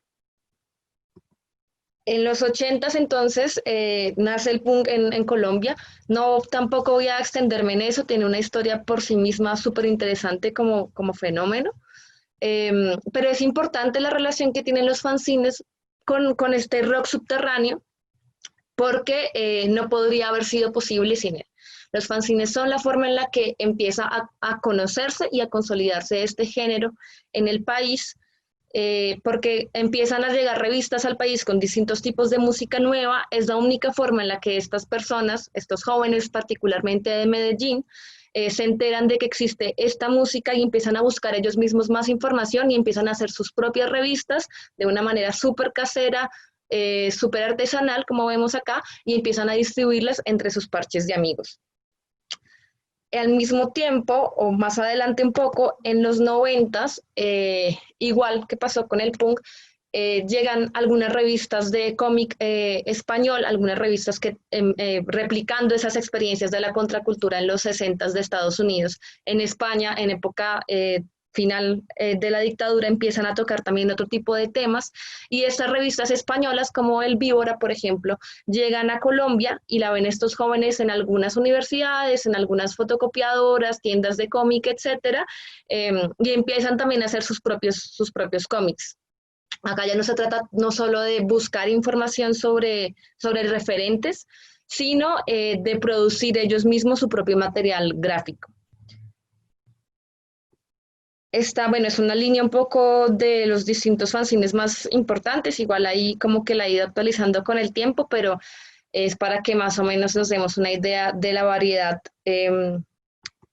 proliferación que hay al respecto. Como les decía entonces, estos fanzines se convierten en unos canales de expresión que busca representar a una juventud disidente, que además en este contexto particular de los 80s, digamos, está siendo altamente marginalizada y señalada, estigmatizada, pues. Entonces, en mi análisis, por ejemplo, y revisión de distintos cómics, de distintos fanzines de cómic y rock subterráneo de esta época, encontré algunas características que comparten y también algunas características propias. Respecto a los fanzines de rock, fueron súper importantes para la construcción y la consolidación de una escena musical entendida como un espacio de encuentro y convergencia de bandas, fanzines, colectivos y otras prácticas alrededor del azotumismo, y también el registro y la construcción de la memoria de este movimiento, pero también de la reproducción de los discursos propios de estos jóvenes, de cómo ellos estaban viviendo la realidad política del país, digamos, no buscando unos canales de representación propia, y también permitieron, y algo muy importante de los fanzines, la contrainformación entre distintos países. En estos fanzines se publicaba, por ejemplo, lo que pasaba en las dictaduras latinoamericanas, y asimismo los fanzineros de Colombia reproducían cuál era la realidad del conflicto armado y político del país en ese momento. Respecto a los fanzines de cómic, pues estos sí tenían como una exploración gráfica y estética más ligada pues al diseño gráfico, a distintos lenguajes narrativos, a temas, digamos, tabú, que no eran comunes en los cómics publicados en los periódicos, y también permitieron la organización colectiva entre las pocas personas que estaban tocando estos temas en las ilustraciones, tanto la reproducción de sus trabajos para que se dieran a conocer, como con el tiempo la organización de ferias y revistas, etcétera. Incluso algunas llegaron a tener una limitada pero importante tirada nacional. Y bueno, empiezan entonces, gracias a los fanzines, estas dos tradiciones, una del rock subterráneo y otra del cómic independiente, que no sería posible conocer hoy lo que entendemos como cómic independiente en el país sin estas publicaciones. Muchos de los artistas gráficos y diseñadores que hoy de pronto son más conocidos en este mundo, empezaron haciendo pues fanzines. ¿Me están escuchando? Sí, están... Porque no puedo... Sí, te estamos escuchando, claro. Dale. Bueno, como les decía, hay algunas características comunes que comparten, como la autofinanciación y la distribución por ellos mismos en distintos círculos pequeños. Algunos círculos los comparten, como por ejemplo conciertos de rock, como por ejemplo tiendas de discos, y otros cada uno empieza a hacer como sus propios canales, pero por ejemplo la calle, el encuentro en la calle para el intercambio de los fanzines es una práctica como muy, muy propia de esta época. También comparten, por ejemplo, el tono crítico y satírico de la realidad política del país y el recurso de lo grotesco para hacer, digamos, una mofa de esto. También, por supuesto, el proceso editorial, que tiene que ver con la elección y selección de contenidos, la gestión del material o las entrevistas, o también, digamos, de, bueno, quién puede publicar acá, si a alguien le interesa este cómic, no sé qué, y la exploración estética del diseño. Tanto los fanzines de rock como con los fanzines de cómic empiezan a pensar, bueno, ¿cuál es la relación que tiene lo que yo estoy diciendo, lo que yo quiero poner en estas páginas con el diseño que debe tener, ¿no? Entonces, por ejemplo, los fanzines de punk tienen como esa transgresión estética propia del movimiento muy reflejadas en esto, establecen su propia convención muy recurrente del uso del collage, y los fanzines de cómic empiezan también a abordar, por ejemplo, temas como la literatura, como el cine, como otras expresiones artísticas vinculadas como desde su interés del cómic, ¿no? ¿Cómo puede tejerse una relación ahí? También, asimismo, lo que implica el aprendizaje de cómo se monta una publicación, de cómo se puede diagramar, digamos, en términos sobre todo del cortar y pegar, sobre todo en los 80s, ya en los 90s, después habrá una que otra herramienta que facilite el proceso, pero sobre todo son procesos hechos por ellos mismos, que en la prueba y el error van generando un aprendizaje individual y colectivo sobre estas prácticas, ¿no? Sobre el pensar una publicación, por ejemplo. Estos, como les mencionaba, son algunos de los circuitos de esta época, de los 80s y los 90s, tanto de por dónde entraban estas publicaciones, como después cuáles fueron los canales propios que empezaron a abrir. Por ejemplo, los fanzines de diseño y de cómic sí rotaron en la Feria del Libro, aunque algunos fueron censurados. Es, por ejemplo, la experiencia de Santa Bisagra y de Prozac. Y también la presencia constante de sus fanzines en la calle. Me parece que es algo bastante importante que vale la pena mencionar en tiempos de encierro. Entonces, yo y otras, digamos, personas que hacemos fanzines consideramos esta labor como una labor de agitación cultural, en términos de que los fanzineros de una forma consciente o inconsciente planteaban lecturas críticas de la cultura hegemónica y proponían maneras diversas de consumo cultural, y además aportan a la resistencia contra esa hegemonía cultural, construyendo y profundizando prácticas y relaciones alternativas. Voy a cerrar con esta cita de la ponencia. Dice: la particularidad de los fanzines radica en que forma editoras de manera experimental y a veces inconsciente. Es una herramienta que incita a la acción desde los intereses personales de cada quien y busca estimular a su vez las mentes de otras. Gracias a este mismo carácter personal, teje encuentros entre personas con gustos afines, ya sea para compartir y rotar la información o para crear colectivamente. Es en estas otras formas de relacionamiento más horizontales y cooperativas entre las distintas involucradas del circuito y del proceso en la experiencia de aprendizaje e intercambio simbólico y cultural que implica para todas, donde radica su potencial más subversivo y aún hoy contracultural.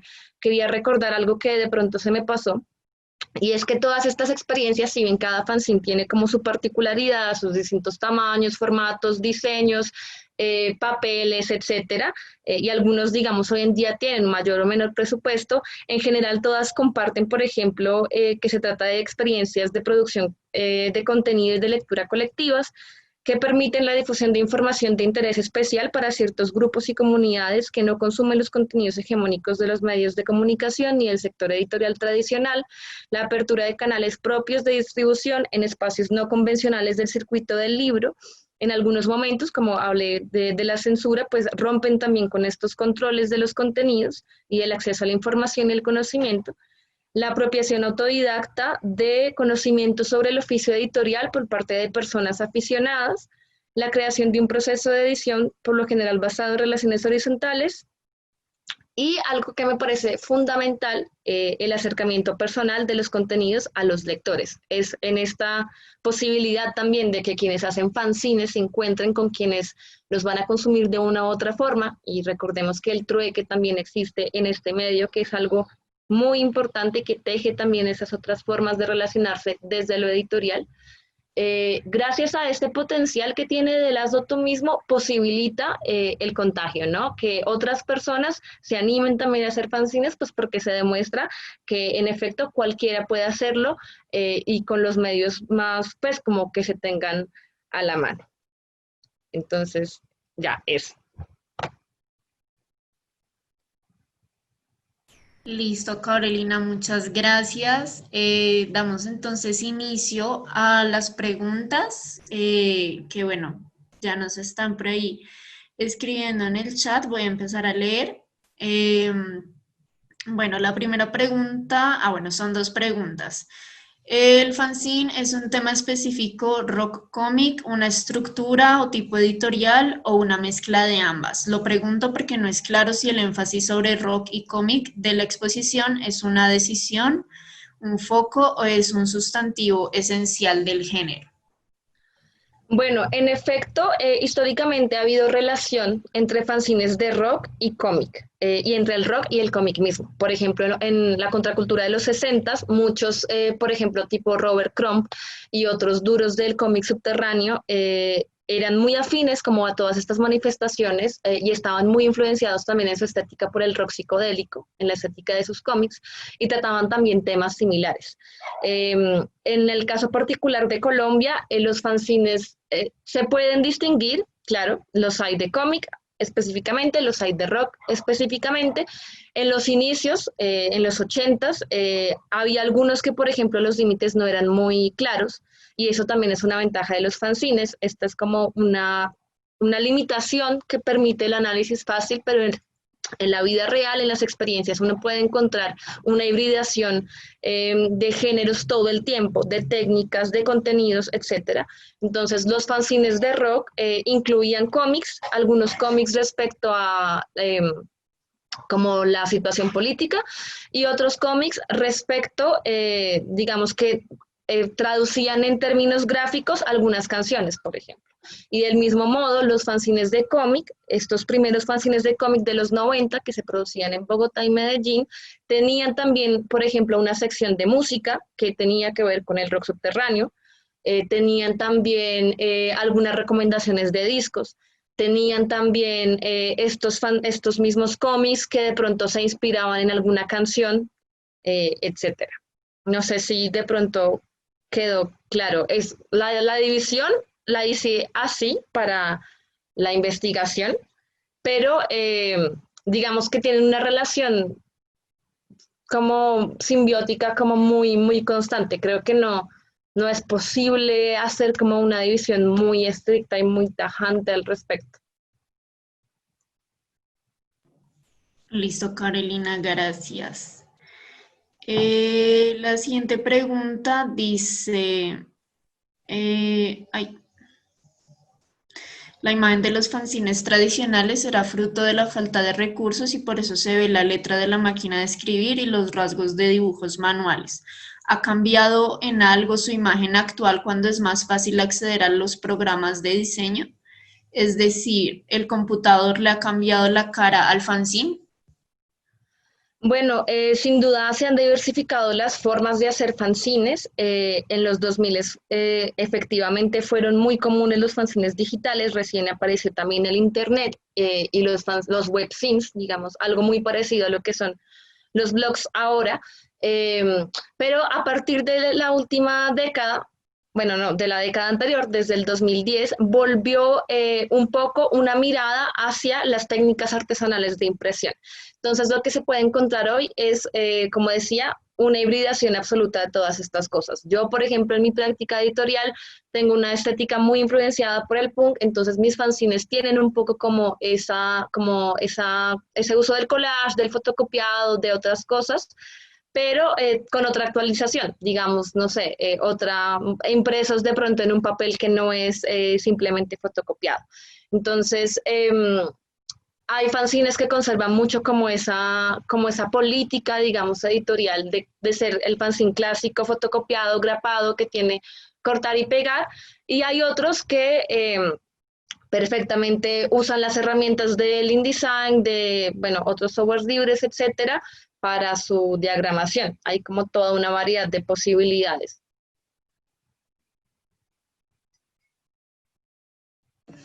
Listo, Carolina, muchas gracias. La siguiente pregunta dice, mi segunda pregunta es si solo es un foco, ¿qué podría decir sobre movimiento estudiantil? La universidad es meca del fanzine, pero no aparece ni en la ilustración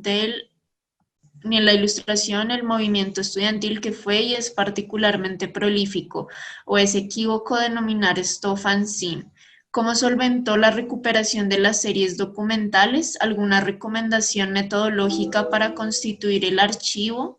¿Alguna recomendación de fuentes? Sí, bueno, yo en esa investigación particular me enfoqué en lo que es el rock y el cómic subterráneo, un poco porque son prácticas que se salen también de las instituciones. Y claro, la universidad tiene unas dinámicas bastante más complejas que ser simplemente el campus educativo. Pero, y como digo, los fanzines en los 70s existían muchos fanzines de cómic hechos por estudiantes, algunos con dirección de profesores, otros simplemente por iniciativa propia, y por supuesto no solo de cómic, en los 70s pues hay un movimiento estudiantil bastante fuerte, bastante militante, entonces empiezan también a hacer una serie de publicaciones de estas causas. Pero mi interés precisamente era más bien pensar en otros circuitos, ¿no? En otros circuitos de una juventud incluso menos politizada, como era la de los cómics y los rockeros, pero que en esa práctica editorial hacía su cuota, digamos, para el contexto social y político del país. Pero por supuesto, claro que sí, las experiencias universitarias de fanzines han existido y bueno, por fortuna siguen existiendo. Respecto a los temas de la recuperación del documento, bueno, creo que lo entiendo así, como la recuperación del archivo. Lo que yo hice fue básicamente esto, o sea, empezó por, o sea, la memoria del fanzine sigue siendo una cosa muy oral porque también está muy atravesado por las experiencias de quienes hacen o leen fanzines, ¿no? Entonces es una cosa muy difusa y implicó también como un acercamiento a personas, a través de personas, a través de ferias, bueno, la práctica misma de hacer fanzines te abre también estos canales. Y entonces estas personas, además de brindar su testimonio sobre lo que recuerdan de esa época, sobre cómo empezaron a enterarse de estas publicaciones que, por ejemplo, no tenían idea en los 80s y los 90s que se denominaban fanzine, el término acá llegaría, digamos, a utilizarse mucho más después, a finales de los 90, Y estas personas abrían también la posibilidad de mirar las que tenían sus archivos, sus colecciones individuales de fanzines.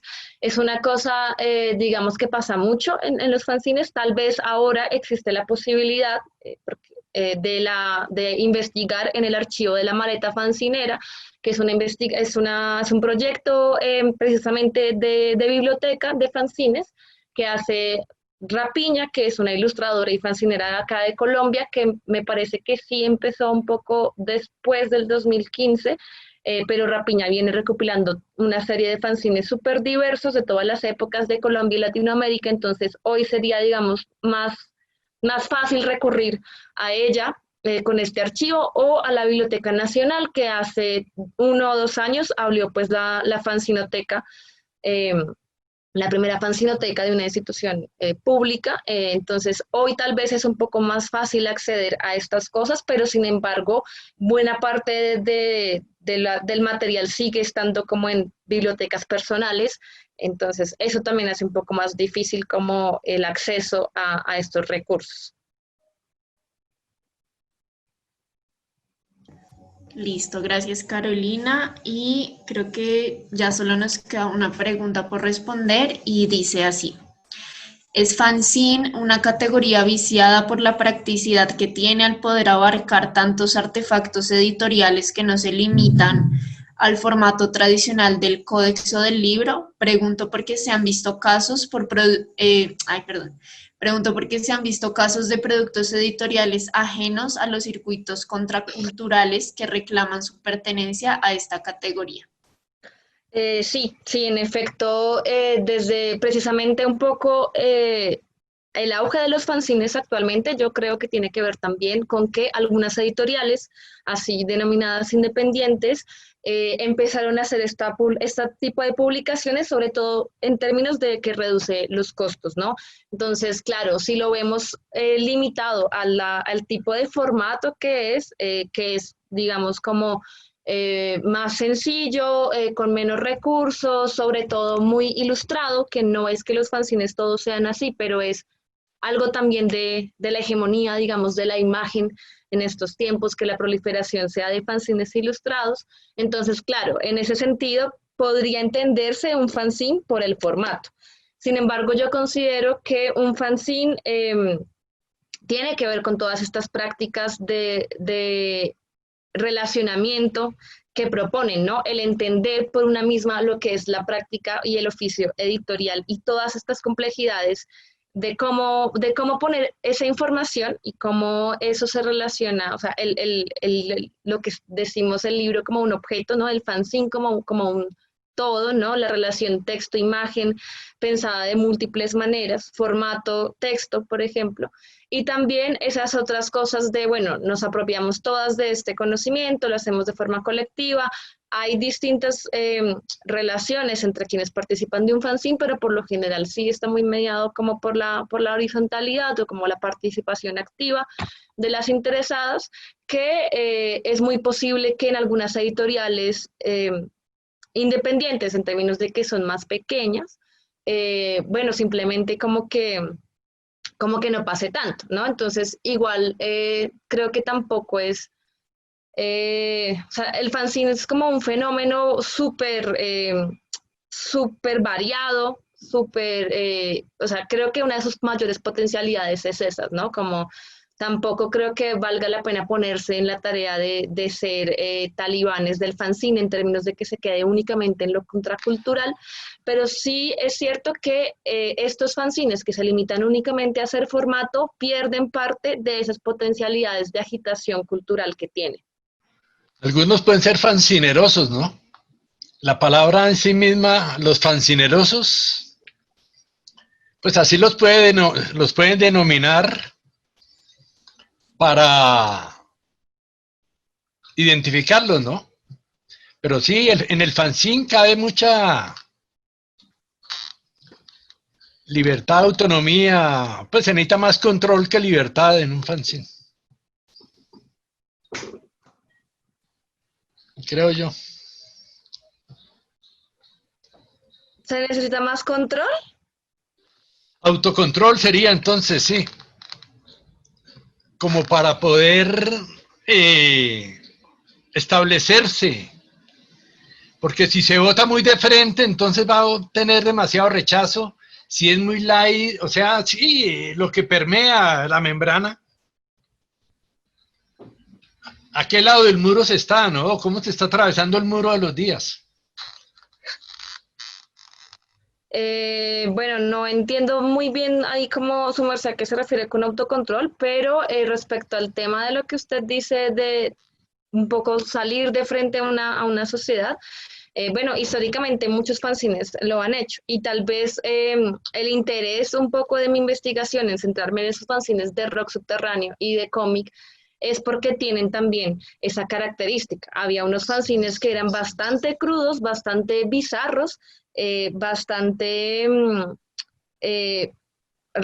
tajantes del rechazo que tenían con la sociedad, con la moral colombiana. Por ejemplo, algunos de los fanzines de Medellín rechazaban fuertemente esta imagen del típico paisa arriero, digamos, y también por eso es que Prozac y Santa Bisagra se ganaron la censura de la Feria del Libro de Bogotá y de otras expresiones institucionales, porque hablaban, digamos, de temas, y históricamente los fanzines han sido así, hablan de temas que son tabú para las morales y las buenas costumbres. Sí, para ellos es una satisfacción que los rechacen, ¿no? O sea, si los aceptan no están haciendo nada. Entre más rechazo puedan producir, pues más propiedad van teniendo, pero más más van desapareciendo de alguna forma de la posibilidad de los medios, ¿no? Pues, claro, ¿hasta pues dónde? a la final, claro, o sea, digamos que capaz algunos sí nacen precisamente con esa intención de ser en absoluta Rechazados. pero creo que incluso más allá de eso, pues digamos que no está mediando únicamente el interés de a qué tanto público se puede llegar, y también por eso el tema de lo subterráneo, ¿no? O sea, finalmente parte es de que tengo un interés personal, tengo un interés particular y voy a hacer una publicación sobre eso porque quiero y porque puedo, ¿no? Y ya si a alguien le gusta y podemos empezar a tejer redes desde ahí severo, y si no, pues bueno, voy a hacer mi fanzine y voy al menos yo como experiencia personal a tener esta apropiación mínima al menos de lo que significa pensar y sacar una publicación. Listo, Carolina, muchísimas gracias.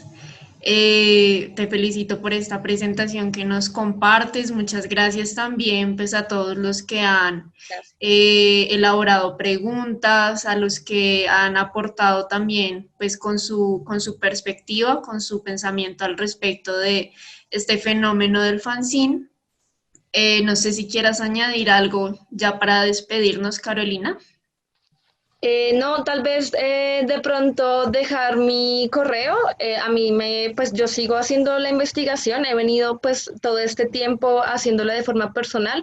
Cuando puedo viajar a otras ciudades, etcétera, intento sacar tiempo para seguir recolectando testimonios orales, para seguir viendo material gráfico. Entonces pueden escribirme a mi correo para los intercambios, siempre estoy como súper dispuesta a esas cosas. Igual la tesis de grado la pueden encontrar en internet en acceso libre, copia subterránea, el fanzine como práctica editorial alternativa, e igual alguno que otro, pues como artículo que he escrito por ahí al respecto en medios de contrainformación y cosas así. Pero bueno, nada, entonces el correo es carolinaromero.mg@gmail.com y por ahí podemos establecer contacto también para intercambiar material y experiencias, etcétera. Listo, Carolina. Ahí ya nos escribieron el correo. Gracias, Javier. Entonces, para los interesados en escribirle a Carolina, en el chat se encuentra el correo de ella para que la puedan contactar. Listo, Carolina, muchísimas gracias. De igual manera, muchas gracias a todos los que están ahorita conectados con nosotros. Con la ponencia de Carolina, como ya les decía, cerramos nuestro primer panel de este día, por lo que vamos a tener un espacio o un intervalo de aquí hasta las 2 de la tarde pues como para tener tiempo de almorzar y demás. Entonces a las 2 de la tarde retomamos nuestras actividades y les recuerdo que la próxima ponencia que vamos a tener es a las 2 de la tarde y está a cargo del profesor Leonardo Espitia con su ponencia Historia textual de El Carnero, primeras notas sobre los manuscritos. Entonces, los invito a todos. Recuerden que la programación la pueden encontrar en la página del Instituto Caro y Cuervo en Facebook. Entonces, bueno, muchísimas gracias a todos y nos vemos en un rato.